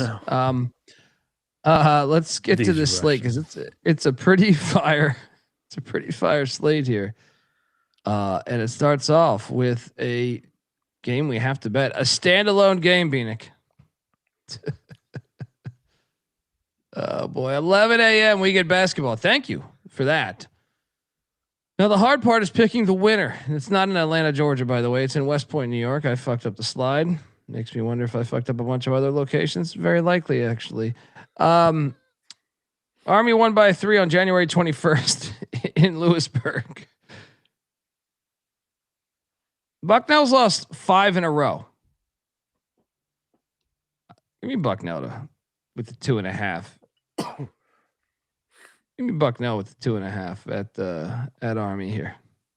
I'll disagree. We got a lock battle in game 1. They're due. They're due. 5 straight losses. Let's go. Here we go. What is best in life? To crush your enemies, see them driven before you. We got a battle. Dundee on the Bison. Bieniek on the Army.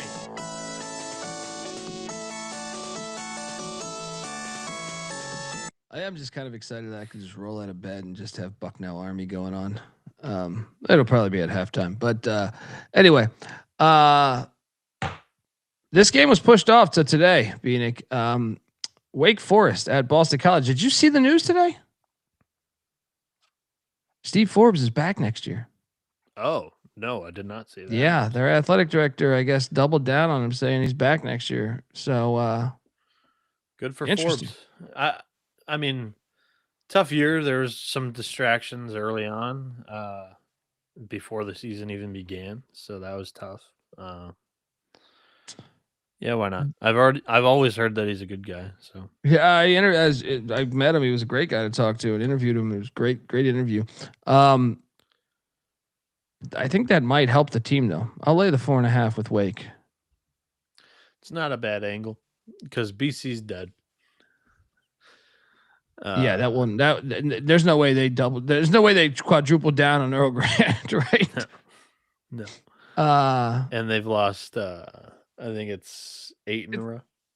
So it's still a short spread though, so I'm staying the fuck away. Yeah, it's a short spread, but BC in this entire 8-game losing streak has only covered this number once. So I'll take Wake.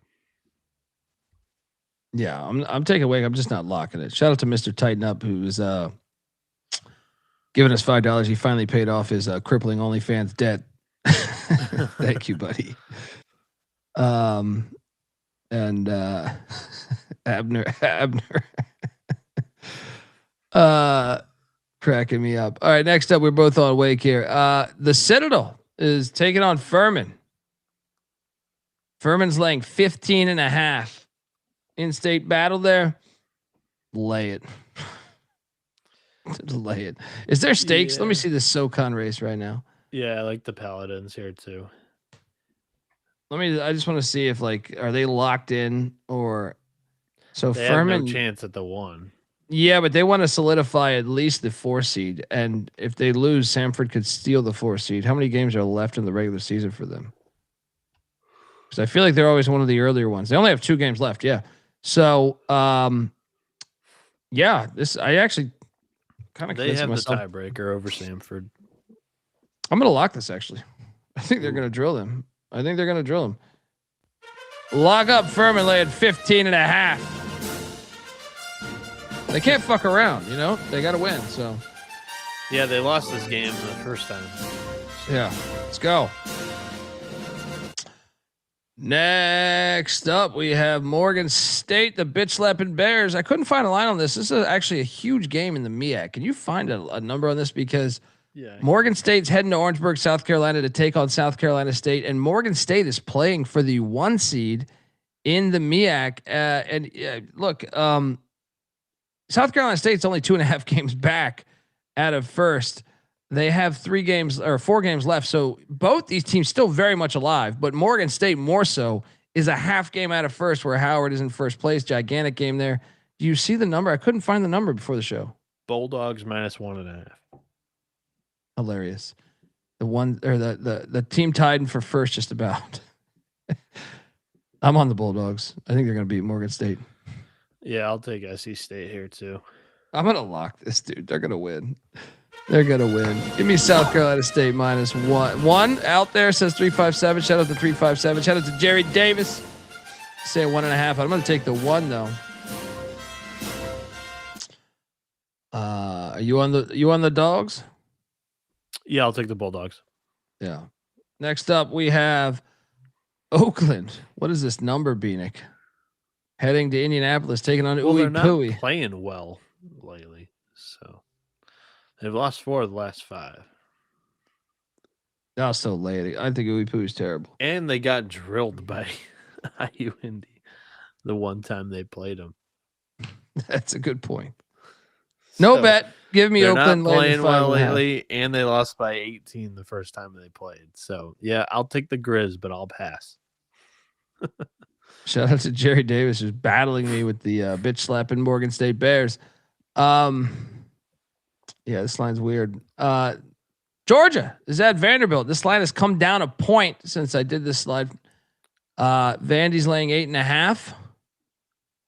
I'm gonna lay this with Vandy. I think Vandy's gonna drill Georgia tomorrow. Yeah, I disagree with that line movement too. I'm on the Commodores here. I'm locking this. I think Vandy's going to win by double digits tomorrow. They've lost 2 in a row.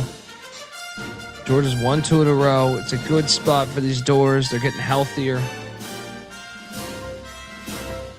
Are you locking this? No, I'm going to stay off. I think Georgia's really built some momentum with 2 back-to-back good wins against Kentucky and Texas. So I'll stay away, but yeah, I'll go Vandy. Next up, these Gators are going into Austin, Texas, take on these Longhorns. Bieniek, going back to bracketology, Texas is a 9 seed, which surprised me a little bit. Thought they might be a 10. But they're a 9 seed currently. Catches 6.5. This would be a gigantic win to solidify things for them. They do have a lot of other opportunities because they play at A&M on Saturday. They also play at Arkansas on the 4th of March, and then they get Red River Shootout on the hardwood on the 7th against Oklahoma. I mean, really, they could lose all 4 of those games. Now, I don't think they will, but I'm taking the points here just because Florida has Arkansas on deck. I know you could say, well, Texas has A&M on deck. Fair. I don't think that rivalry means as much as I just think Florida, Arkansas, it still has a little more pop to it. But mainly, I just also think that Texas's home stadium is super fucking lit, and I'll take the 6.5. Florida probably still wins the game, but give me the 6.5 and the Horns. Hook them. Bieniek, what are you doing here? Yeah, and to your point, a good atmosphere there at the newly renovated Moody Center.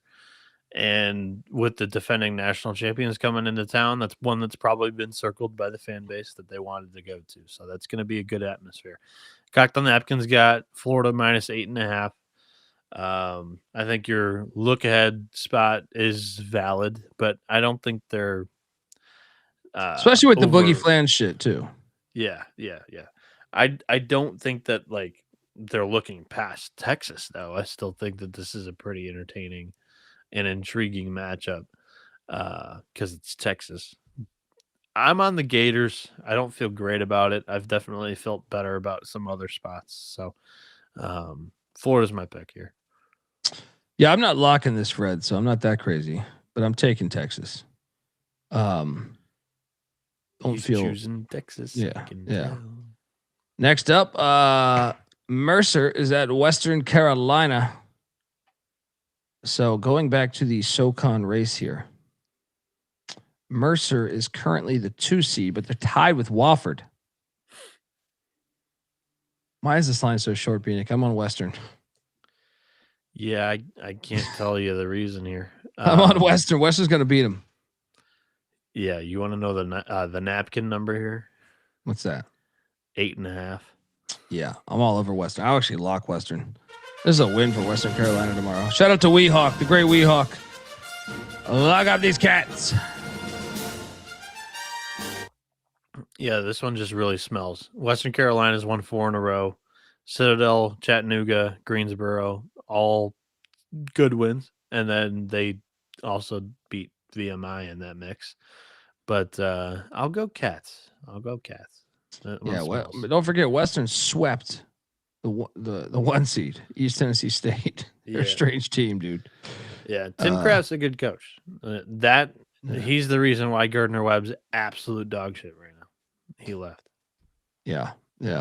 Next up, we are going to this line reeks too. Queens is in Richmond, Kentucky, taking on Eastern Kentucky. EKU is a 1.5 point home dog. Man, dude. What are the stakes here? I'm just wondering if Queens can't go anywhere in this ASUN. So is Queens? No, there's still 2 games left for all these teams. Yeah, but why is this line so short? I think they're 2+ games back, though, right? Yeah, first, but I'm saying if they want to get the 2 seed, they're 1 game behind Central Arkansas. They also have Lipscomb right on their ass, who's 1 game behind them. So like, there's still value to like winning these games because you don't want to get the 4 seed, right? I'm taking Queens here, but I am not going to bet this because I think the line is way the fuck off. Yeah, the Napkins got this thing at 2. Even I still looking at it, I don't know if that's high enough. You look at Queens and in conference in the ASUN, Queens has the number 1 offense, and it's going up against one of the worst defenses in the league.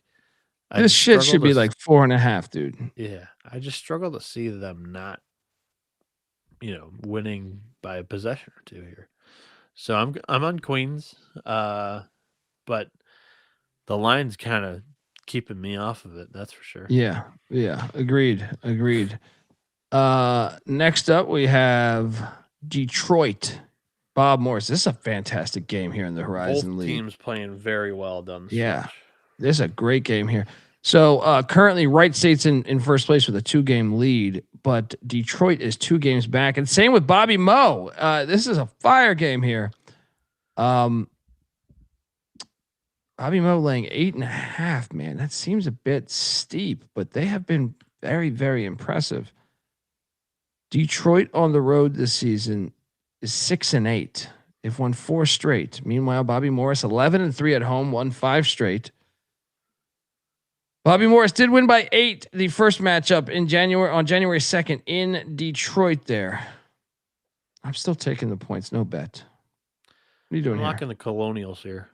Yeah? Yeah, I just think that Detroit's a little phony, a little paper tiger.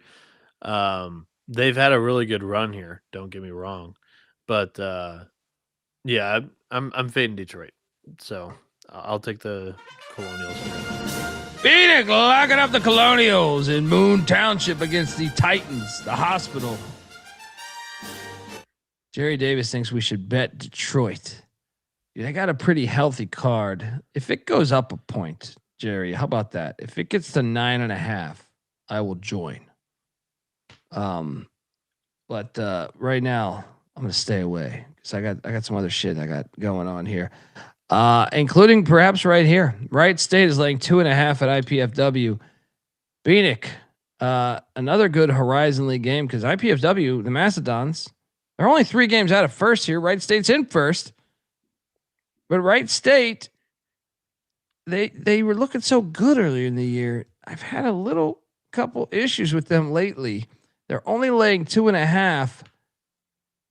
They're just 6-4 in their last 10 games, man. Yeah. And a couple of the losses haven't been good ones, like Cleveland State, Robert Morris, speaking of that. Or Cleveland State and Detroit, speaking of that Mercy team there. I think this is a good matchup, though, for Wright State. Just like Queens. Talking about number one offense against one of the worst defenses in the league. This one I'm not as confident in. I'll go with you here. I'll go with you. You like this? I just had it like marked as like, man, there's how many games do they have left? So like they can still lose. The tournament is Monday, so they have 2 games left. Is it? Or is this at PFW and at Northern Kentucky. So they could theoretically lose first place. I think they win and solidify first place right here. So I think this is strictly like the whole handicap is basically the situation. Yeah, they clinch if they win. Got this at 4.5. So I like it. I don't love the matchup as much as I do Queens, but the line smell. This one, I'm good with the Raiders if you want to go. Let's go. Double lock, the Vikings. We don't call them the fucking Raiders. The fucking Vikings of Wright State.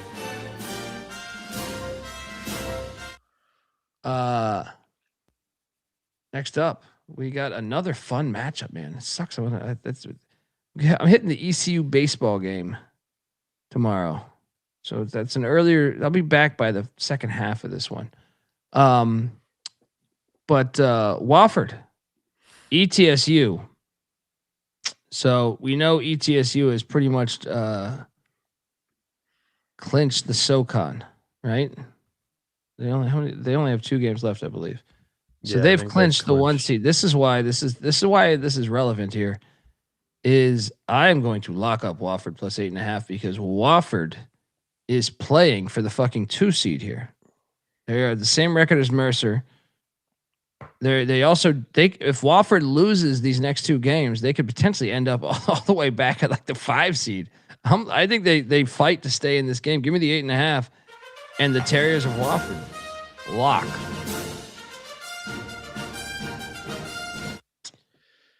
Wofford, I think, is your New Orleans of the SoCon. We've seen them have really high highs, and we've seen them kind of not be consistent, but their good is as good as anybody in the league. And I'll take the points here. Yeah.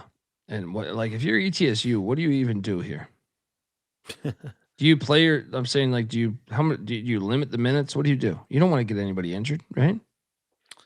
Yeah, I don't know, but you also don't want to put that thought into the mind of the guys. And then when you try to play safe, that's actually when you get hurt. Yeah. Yeah. Tricky a little bit though. Next up we have the Norse of Northern Kentucky heading into Cleveland, where our Wright resides. Shout out to our Wright. Norse, which when I use this logo, Bieniek, they are youtube.com/the college experience. They are also gonna get a big dish of beef chow mein. I just feel like that's straight out of Big Trouble Little China. Great movie, right? I don't know what to do with Cleveland State. Give me the points, no bet. They're all over the place. What are you doing here? Yeah, I'll take the Vikings here. Next up, we have Lipscomb laying 5.5 at West Georgia. Once again, there is stakes this is the best part of the season, is because all these games have stakes. Lipscomb's a game behind Queens, 2 games behind Central Arkansas, but Central Arkansas is playing Austin Peay, which we'll talk about in a little bit. So there is a path for Lipscomb to actually get the 2 seed, Bieniek. The line stinks a little bit though. I'm gonna lay the 5.5 with Lipscomb. No lock. What are you doing here?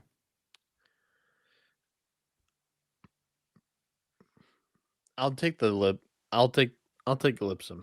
I have no conviction behind this pick, but I'll go Bisons. These games are great because there is value to all these games, though, man. For the most part, almost all the games we've talked about so far, there's decent value. Omaha heading to Vermilion to take on South Dakota.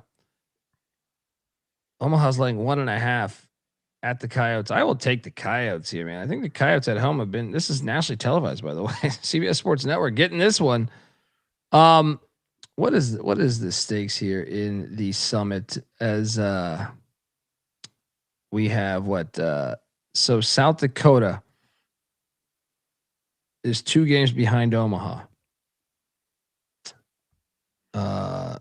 They have lost 3 straight games though, including one to Oral Roberts. Granted, that was on the road. There's only 2 games left this season, so South Dakota is they could potentially get the 5 seed. Right now they're the 6 seed. They are battling with the Jackrabbits for the 6 seed. Yeah, give me the Coyotes. No bet. What are you doing here? Yeah, I'll take Omaha in this one. I'm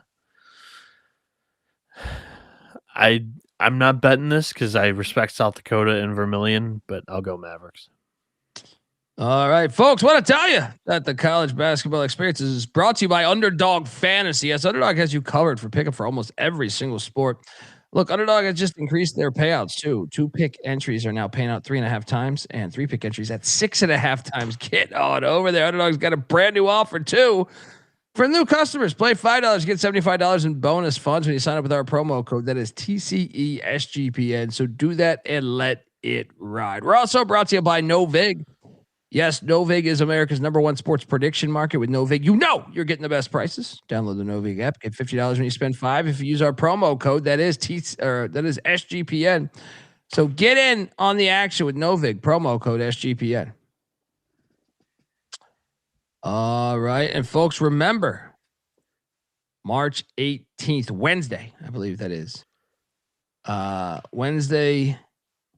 Opening round of the NCAA tournament, the play-in games, 6 p.m. Las Vegas, Nevada, at the Circa, at the Overhang Bar, which is on the 2nd level. If you're not familiar, come on out. We're throwing a party. You're invited. Next up, St. John's, UConn. Oh shit, Bieniek. What I found a little fascinating when doing a deep dive, I remember we talked about this as we took the Johnnies in the first matchup and it hit. Yeah. But doing the SGP show today, it dawned on me that Pitino has covered every single game. Yeah, he owns Hurley. All six that they've played in the Big East. Including Iona. Yeah. Well, if you add that, that's a 7th, right? Yeah. But even with the 3 losses to start his career at St. John's to Hurley, those were all tight games where he covered all those fucking games, dude. He's won 3 straight. Have actually covered against UConn with Iona, but I think he had a halftime lead, so that was good enough. Yeah, but that's a fascinating stat there. So he's getting 4.5. This is not on campus though. This is the game at the in Hatfield Hockey Arena. Yeah. I'll take the Johnnies, dude. Yeah. They're getting 5.5 now. Money's coming in on UConn, by the way. They're getting 5.5. I'm locking up the Johnnies. I think the money line's live. I don't know if I'm calling money line here, but double lock. Yeah, double lock the Johnnies. They beat Iona by 24. I wonder what that spread was. It was probably around there though. Probably a 20.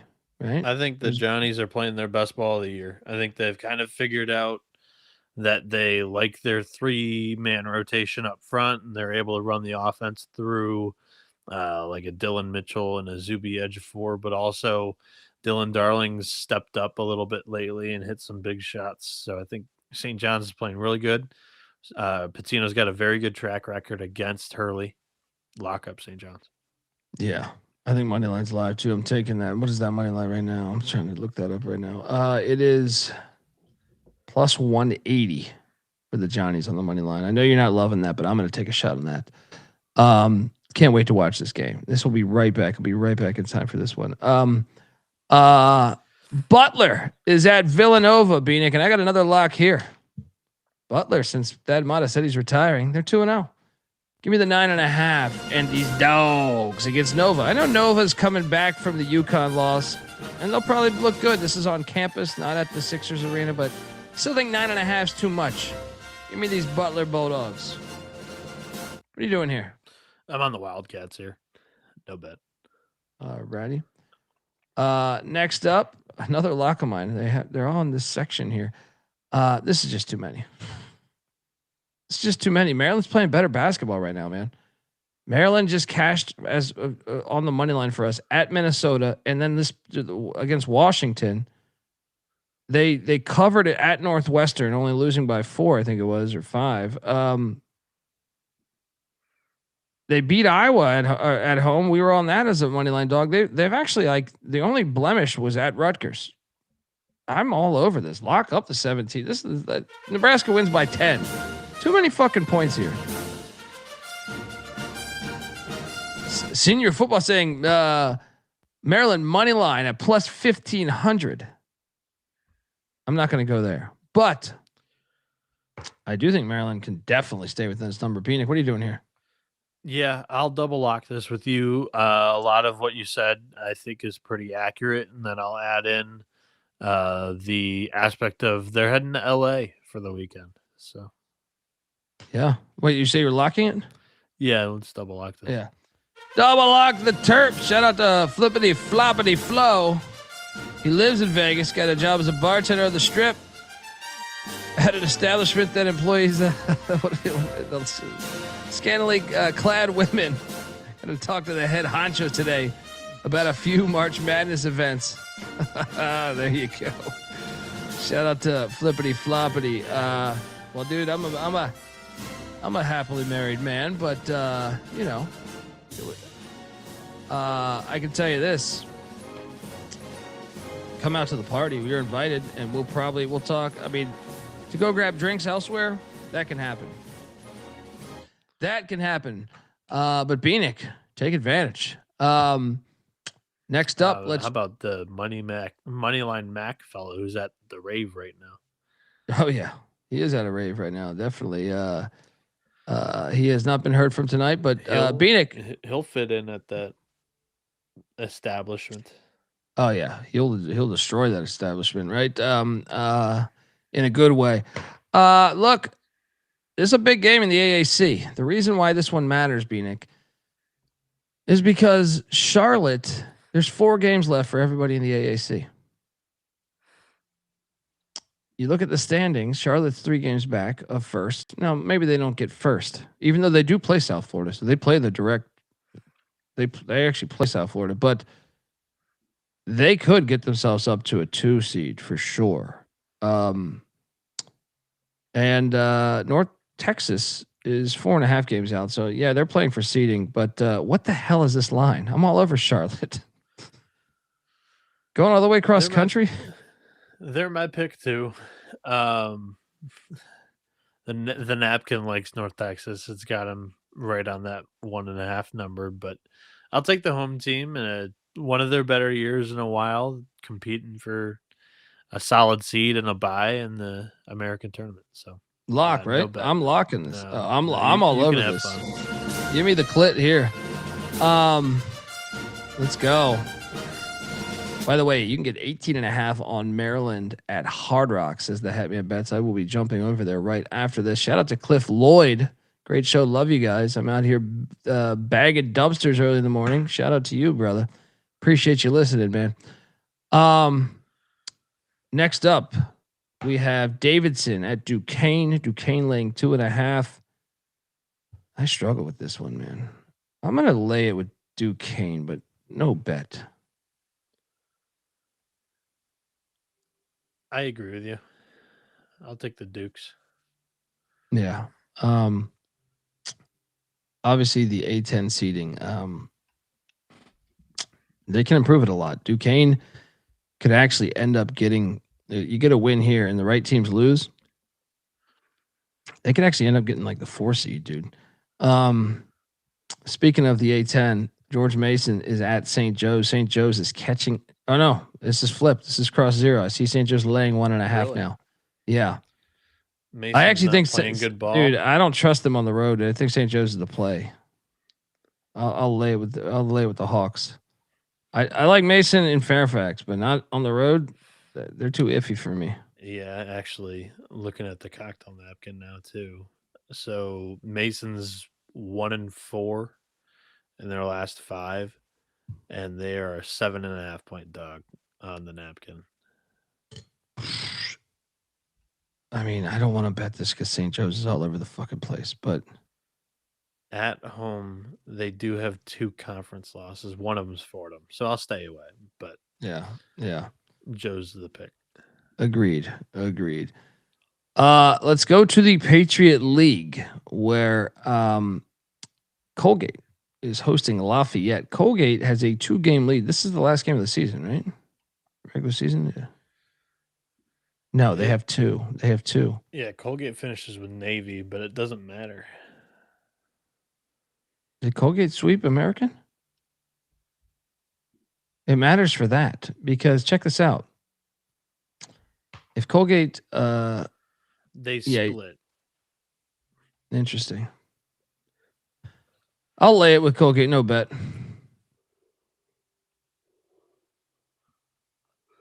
I will take Colgate. Yeah, no bet. Yeah. Next up, we have fucking Holy Cross taking on Boston. Back to the This Patriot game League was yesterday, right?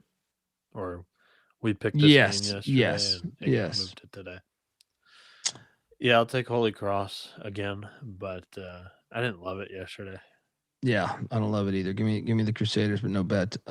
Next up, we have Lehigh American. This game is very intriguing to me because right now they're both tied for the 3 seed.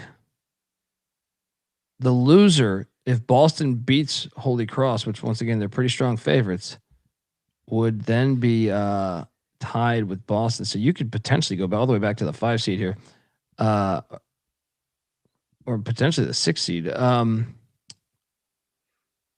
I will lay it with American. I think they're better than Lehigh. It's fringe. It's fringe lock territory to me. If this shit goes down a little bit, I think I might jump on it. It's a revenge angle for American too. Lehigh beat them by 8 in Bethlehem the first time they played. So I'll take the Eagles, but I am not betting this. Yeah, I'll stay away right now too. Navy. Speaking of I love how all 4 games at once. Your Navy at Loyola, Maryland. The Greyhounds catching 7.5. I will take the Greyhounds plus the 7.5, but no bet. I'll take it only because I don't know what Navy has to play for anymore, other than maybe you get up for Colgate. But this game in between, I don't know if they're bringing it all for it. So give me the midshipman, or give me the Greyhound, no bet. Yeah, agreed. Illinois State's at Northern Iowa. Northern Iowa's laying 5.5. I will lock up Northern Iowa laying 5.5.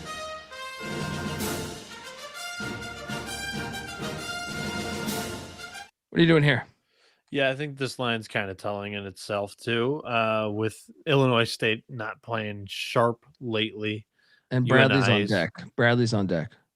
That too, and then UNI's been playing pretty good ball lately. So, I'll just take UNI. No bet, but I think they're pretty primed for a win there. All right, next up we have Xavier Providence going on here. This was another game moved. Providence laying 6.5. We got reports from Cousin Mush saying that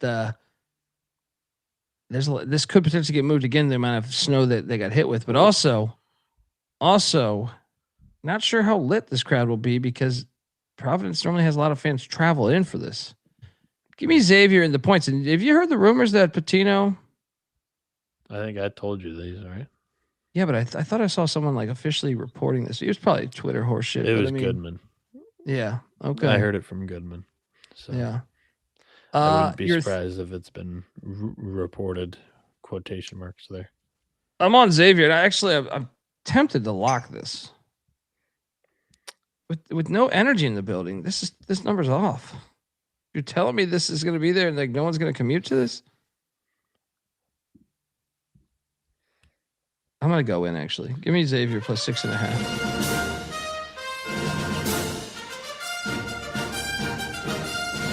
Patino graduated from there. That's another angle too. He's going to show up. Yeah.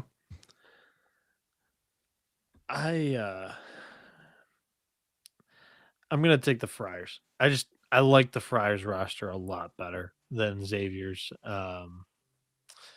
And they've got what's his face back, Edwards back. So I'll take Providence. I'm actually gonna go back to that Northern Iowa game and I'll lock it with you. I think the Panthers are rolling right now. They're actually off a loss. I don't think they lose 2 in a row at the Clouds. So. Agreed. Double lock on Northern Iowa. Shout out to our friend Robert Martin checking in from Winnipeg. The contest for SGPN, we haven't even started it yet, brother. We will get you into that. Yeah. And last year, did we do a contest? Yeah, we've done one every year, I think. So we did a contest last year? I think so. I think every year we've done one. Yeah, I know most years we have. I couldn't remember if we did one last year or not.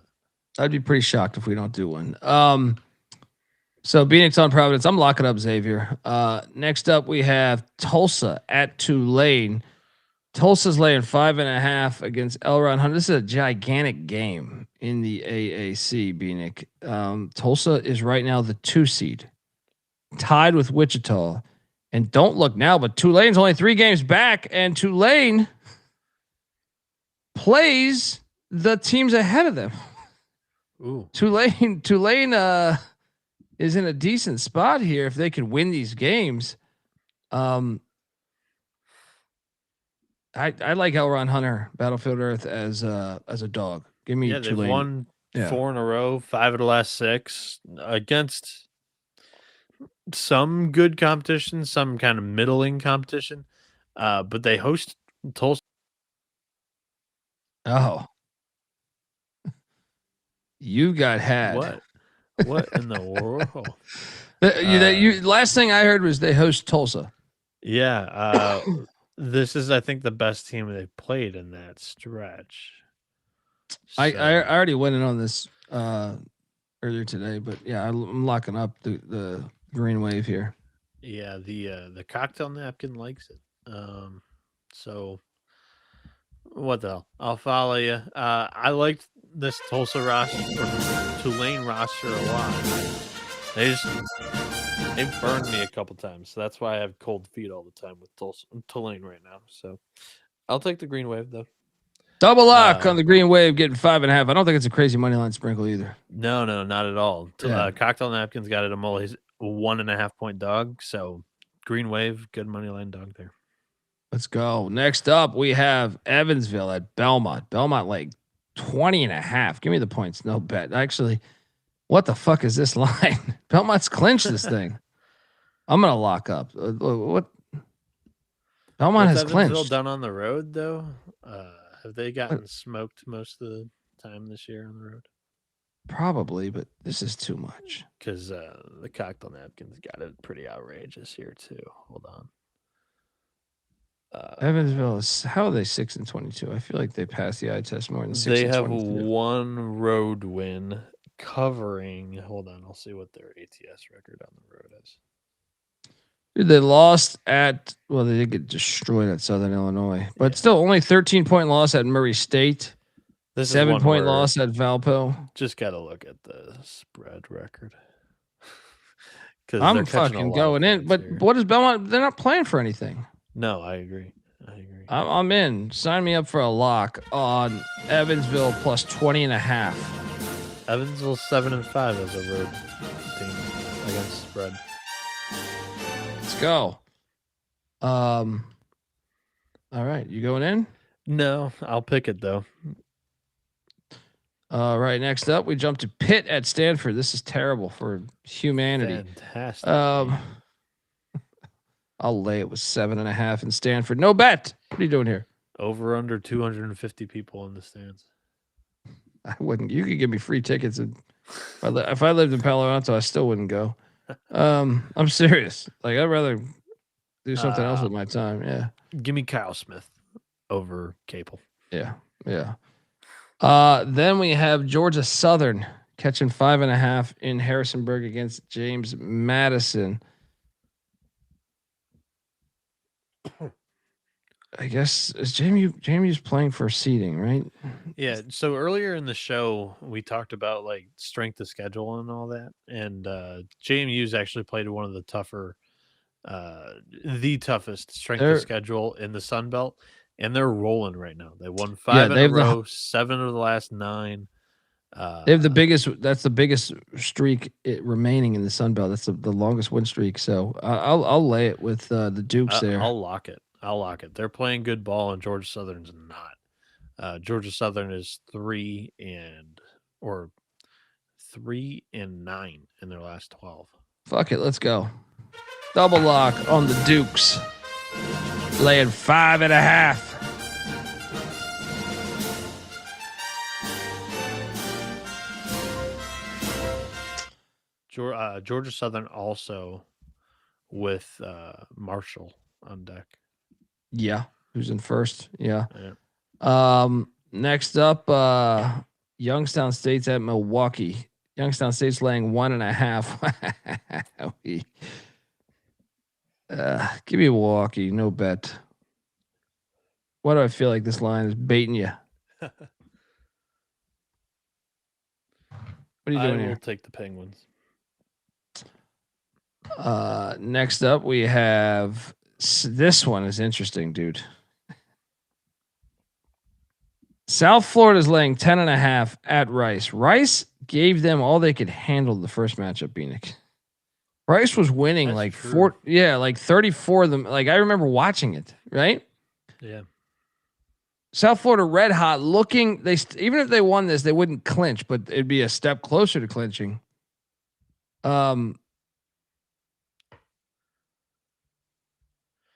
I'll take the points in Rice.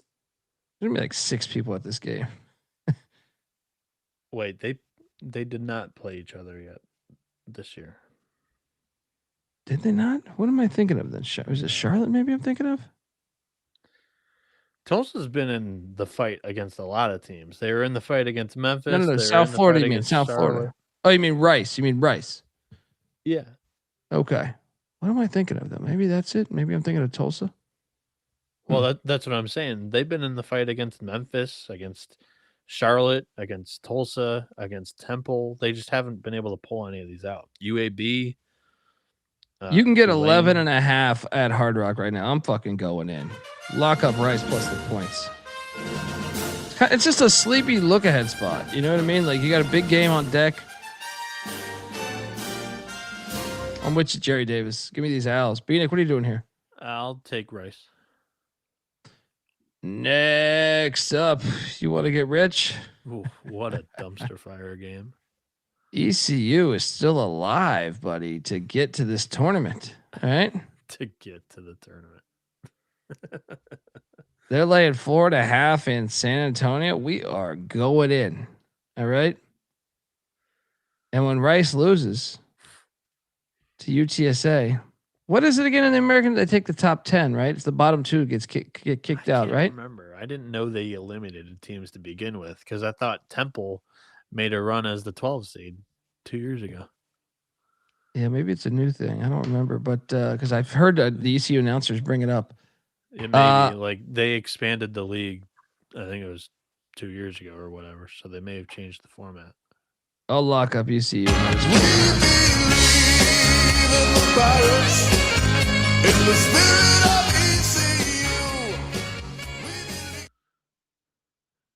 Who you on pick wise?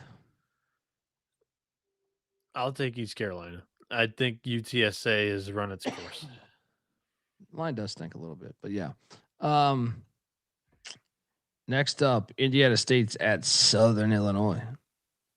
Salukis laid 8.5. Give me the points, no bet. Both these teams are hard to understand. Yeah, I'll lay it with the Salukis, but they are kind of all over the place. Yeah. Drake is at Valpo. Valpo's laying 5.5. I will lay actually 4.5 now. Money coming in on the Drake Bulldogs. I'll lay it with Valpo, no bet. Speaking of volatile, How about these Bulldogs? They beat Murray State and rattled off 3 wins in a row in that stretch, and since they've lost 7 in a row. Yeah, tough first year for Coach Henderson. Yeah. It's at 4.5 now, by the way. Give me Valpo. I don't know. Is there an injury for Valpo here? Otherwise, I think I'll lock it. I don't see anything here. No, actually, hold on. Drake has an injury. Exact day.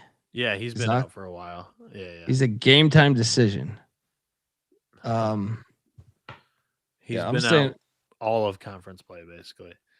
I'm gonna lock up Valpo. They won at Drake earlier this year. Not bad. I'm gonna stay away. Got him as an 8-point favorite. Like, I'll jump in on these Beacons. I think that Powell's a damn good coach. Bieniek locking up the Crusaders of Valpo minus 4.5. Next up, we jump over to ULM catching 14.5 at South Alabama. Lay it. No bet. We should probably bet this. The fucking Sun Belt, they'll probably win by 10. Yeah, I kind of want to take the points. You said lay it? Yeah, I don't know. Get me out of this shit. ULM's they're too weird. Give me South Alabama, no bet. I'll take these Warhawks. Next up, we have this game is pretty fire. Central Arkansas taking on Austin Peay, but I got a lock. Bieniek, you talked about the Govs earlier. I think the Govs are going to take down Central Arkansas. I'm going to lay the 3.5. They pretty much clinch if they win this game. So I think actually not pretty much. They clinch if they win this game. Write it. Governors laying 3.5.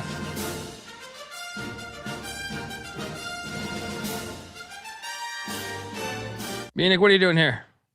Give me Austin Peay. I think this game's going to be fantastic. Cocktail Napkins got it at 5. I think that's about right. I'm not going to fire here, but that's my pick. Give me the Govs at home. Great game here. Next up, and Jerry Davis battling me, of course, repping his North Alabama, his Central Arkansas. Them to, you know. Yeah. Bellarmine is in Florence taking on North Alabama. North Alabama is catching 2.5 at home. I will not be playing this game, but give me Bellarmine for the record. I agree. All right, now it's getting interesting. Texas A&M is heading into Fayetteville, Arkansas. Take on these Hogs. I got a lock here, Bieniek. I'm laying the 7.5 with the Razorbacks. Gets A&M. What are you doing here? They're playing this game at Fayetteville. Are you sure they're not playing it in Jerry's World? That's football, buddy. I know. And that's finally gone. Thank God. I'm joking. You know I hate that fucking thing when they were doing that. Give me Arkansas. I'm locking it up. Let's go. I think that this Texas A&M team's also been a paper tiger this year. They got into the heat of that SEC schedule and they took it on the chin. They've since gotten 2 wins against Ole Miss and Oklahoma, 2 of the bottom feeders in the league, and they're going right back into the heat of things. And I think they lose by 10. And Jerry Davis says outline this thing, so take that minus 15. Let's go. Yeah. I'll take the 7.5, Jerry. I'll stay away from the outline, but cheers. I hope you hit. LSU's at Ole Miss. I got a lock here for you. No way Ole Miss loses this game. McMahon's era is over. Beard has lost how many games in a row? It's like 9, I feel like. Yeah. I'm locking up Ole Miss. No fucking way they lose this game. No way. Bieniek? Yeah. I will take Ole Miss, but I don't want any piece of this. I actually think it's one of my best plays on the board. Really? I just think they're like Ole Miss has been in some of these games, man. I know recently they got destroyed, but I feel like they're better than their record. So give me the Rebels there in Oxford. Mississippi State is catching 14.5 at Alabama. I will not bet this game, but I will take the points in Hail State because I feel like they have Tennessee on deck. That's a rivalry game. They do. They do. Bama wins by 10. Give me Hail State. I agree. I will take the Bulldogs too. Next up, we jump over to DePaul, heading to Creighton to take on the Blue Jays here. Creighton laying 5.5. What is this? I just have to do this. I have to lock up Creighton. Sorry, Cannabis Capper. I know it's at that 5.5 number, but I just trust this building. I know it's been. No way they sweep. I will. They won at the buzzer last time. Lock Creighton laying 5.5. Bieniek? Yeah, there's 2 or 3 angles here. Creighton off of ass kicking against St. John's. They're in Omaha, that building. They rarely lose. This year, a little bit more common than other years, but still, that's the case. In 3, revenge angle against DePaul. They're not getting swept by the Blue Demons, I don't believe. So I'll lock up the Blue Jays with you. Double lock on these Jays. Let's go. I'm going to keep this lock party going, Bieniek. Here we go. Because Iowa is only laying 5.5. Money coming in on these Buckeyes. I see 5.5 right now. Over under at 142.5. Iowa just got drilled in Madison. I think Iowa, this is the first matchup against Ben McCullum for Diebler's Crackers. I'm locking up the Hawkeyes. I think they're going to get them. I think they're going to win by. This is the alt line. Jerry Davis. I think Iowa wins by double digits. Bieniek? I think the alt line was the Creighton one. That's a good one too. That is a good one too. For me on the day. I actually disagree with the cocktail napkin on this. It's got Ohio State as a 0.5-point favorite. And I think the napkin's drunk. Hawkeyes for me, but I'll stay away. Next up, we jump over to Kansas State at Colorado. Ugh. Colorado's laying 7.5. Give me K-State in the points. No bet. I don't know, actually. You know what? Colorado's due for an ass whooping. I'll lay it with the Buffs. No bet. What are you doing here? Due for an ass whooping. I just don't know the state of the locker room in Manhattan. So, Tad Boyle, I still feel like this young team, they still kind of, I'll lay it. No bet.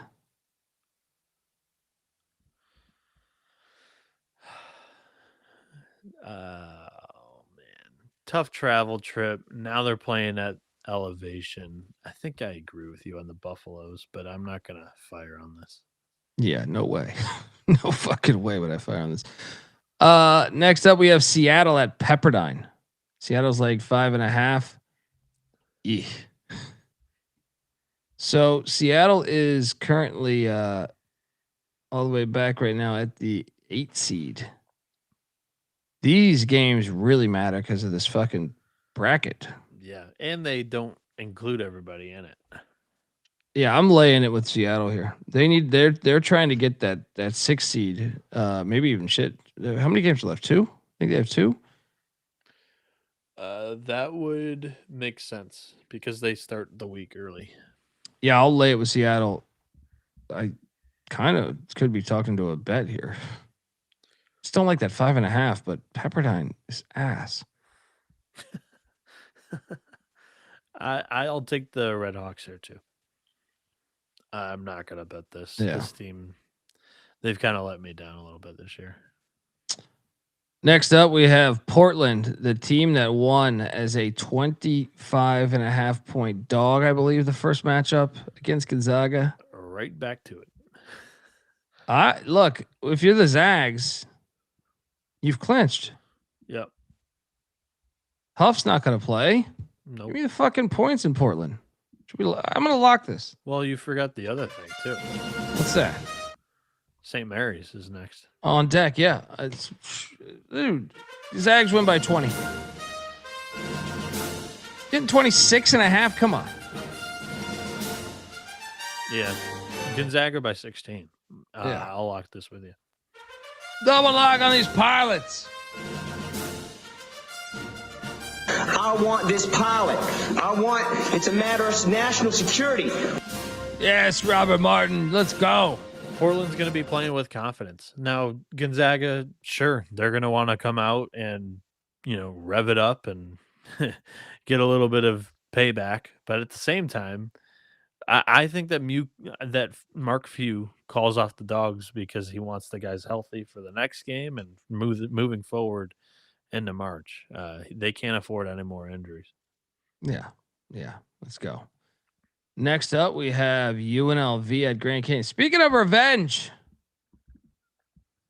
Grand Canyon's lost back-to-back home games. I did not realize that when I was doing the SGP show. Yeah, it don't happen often. No, there's no way they're losing 3 in a row. It kind of makes me think that Bryce Drew's doing some backdoor deals right now. I'm laying the 7.5. I don't give a fuck. This building's gonna get him. I know UNLV's been good on the road too, but I don't care. Second matchup, they lost by 2. Grand Canyon lost by 2 in Vegas. I think they get revenge. I will lay it. And by the way, you can get 27.5 on Portland everywhere now, according to the hat man. We will take that right after the show here.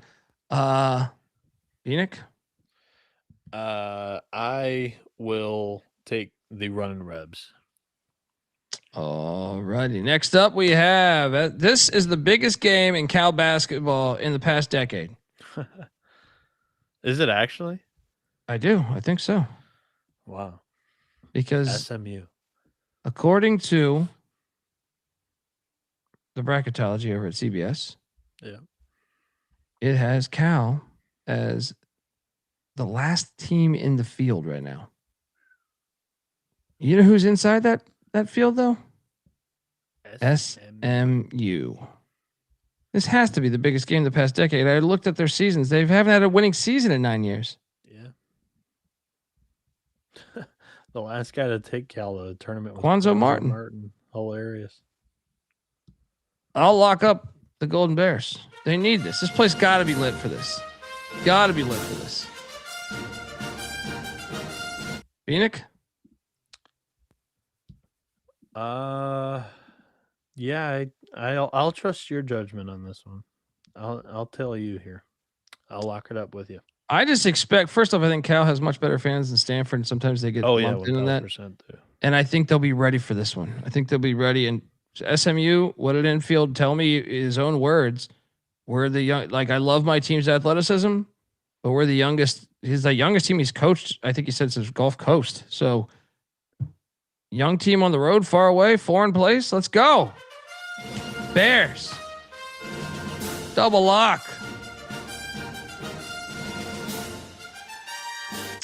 Next up, Steve Labin on his farewell tour, going to Corvallis, where he went many times as the head coach of the UCLA Bruins. Wayne Tinkle and company laying 6.5. I will lay the 6.5. And kind of fringe lockish for me.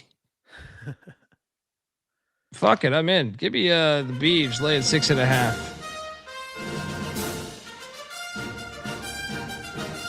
Bieniek? Yeah, I think I'm right there with you. Cocktail Napkin loves this one too. Yeah, let's do it. Nice Beaver. Let's play that thing. Nice Beaver.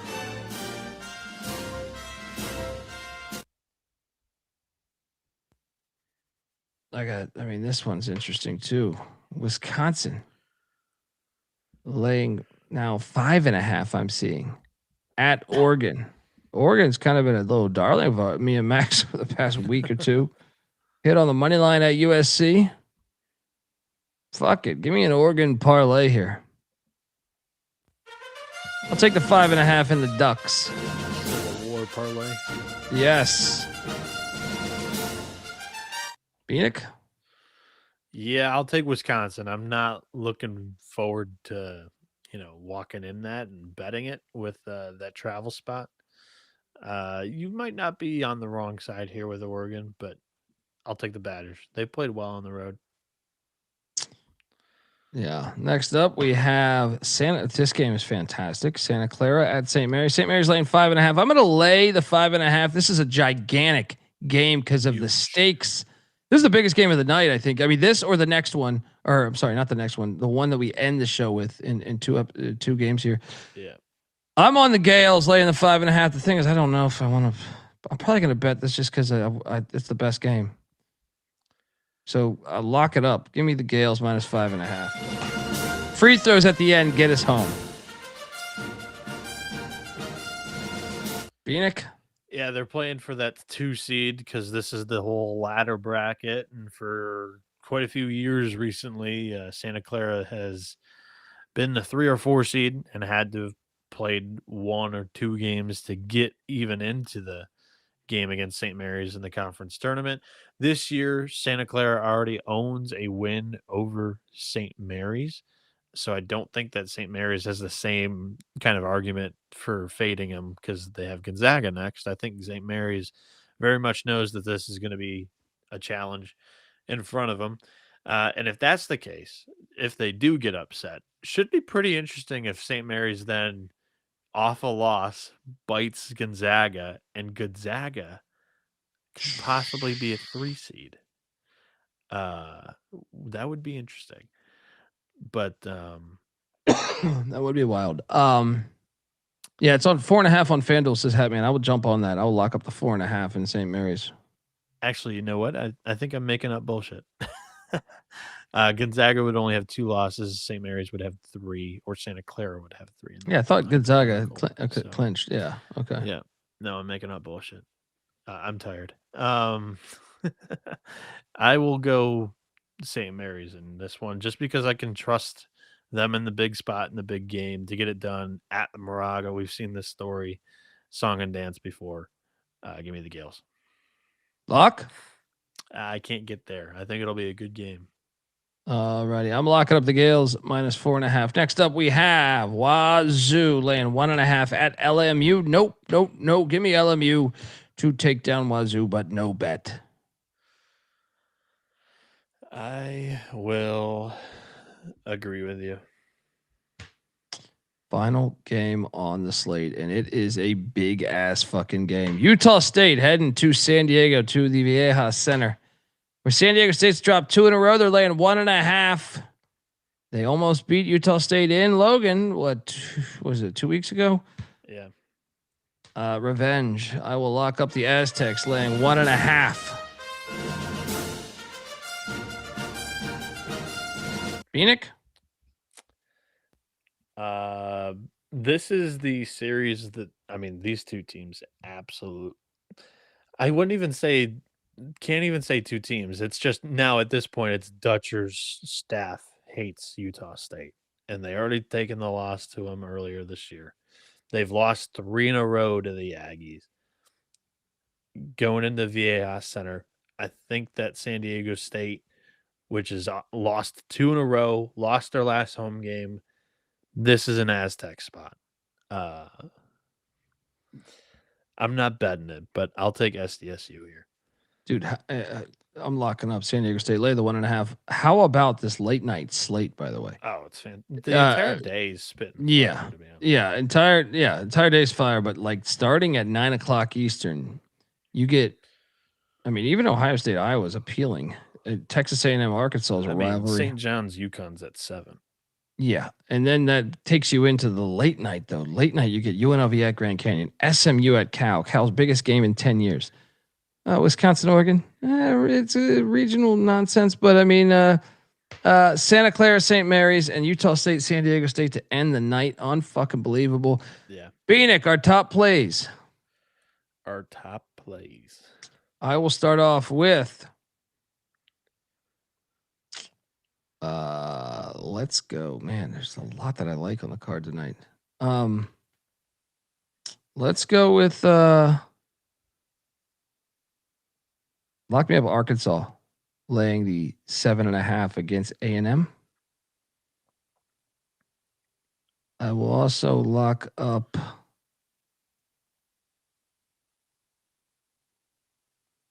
let's go with what did I tell you earlier? That was one of my favorite plays too. Yeah, the one Told that you were, something. Yeah, you made a comment.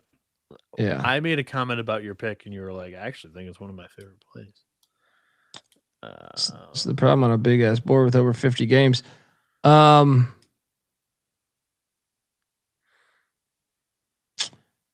didn't bet it, so that's why I can't really help you. Give me Maryland plus 18.5 at Nebraska. Fuck out of here with that. That's lock 2. 3 will be the Johnnies plus 5.5 against UConn. The dog to win outright, even though I think you should definitely sprinkle St. John's money line. What is the best value I can get my clientele? The best dog that is barking tomorrow night. Oh, I like Ole Miss too as a 4th lock. That was the one. That was the one I was thinking of earlier. Ole Miss against LSU. Yes. I mean, Cal is a yapper. Can I get any more value? Oregon beats Wisconsin tomorrow, plus 180. Write it. I also do like Creighton a lot. Bieniek, what are you doing here? We will go with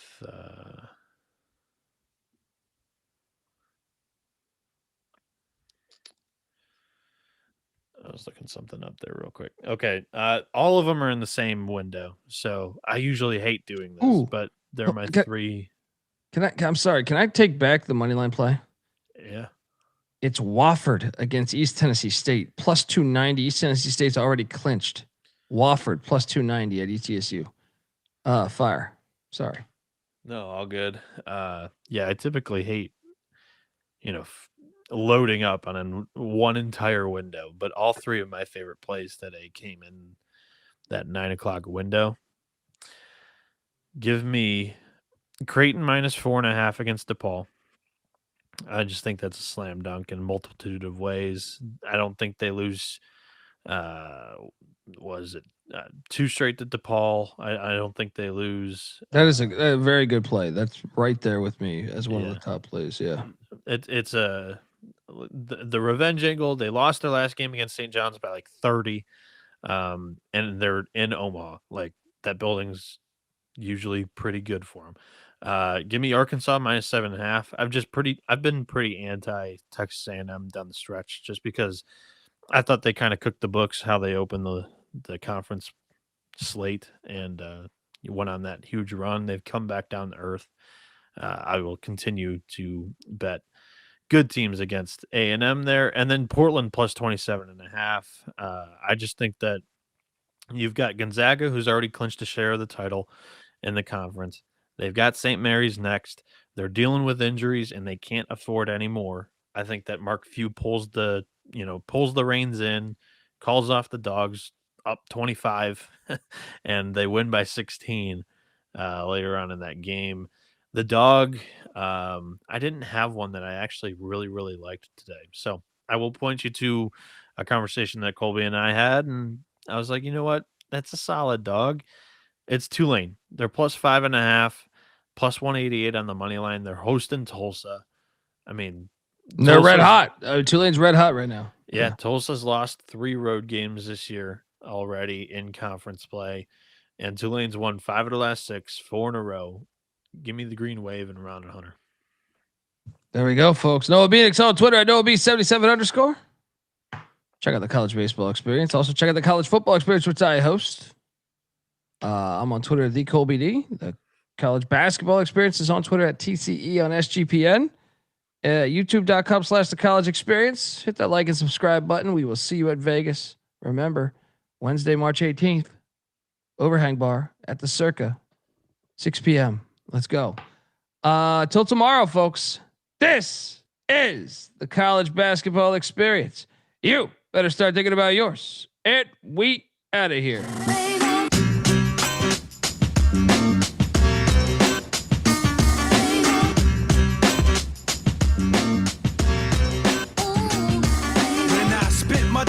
get ripped apart. Save the cookie cutter mother for 106 apart.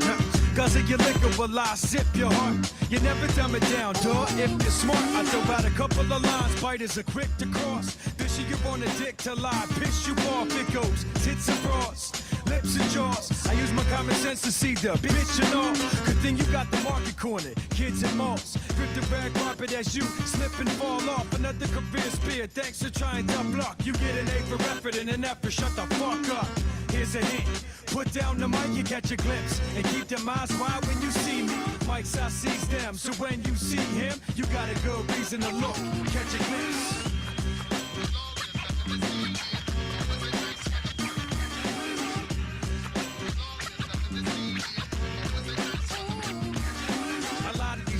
Need to improve the improv. Talent's not a program you download to install. Quality spread through hard work, no involved. My peers respect me cause I'm genuinely involved. Beyond gathering names to build up my buddy list. You decide, friendships and pounds of suicide and bloody risk. Come equipped or leave empty-handed. They don't call me C's for nothing. See the camera? Smile, click.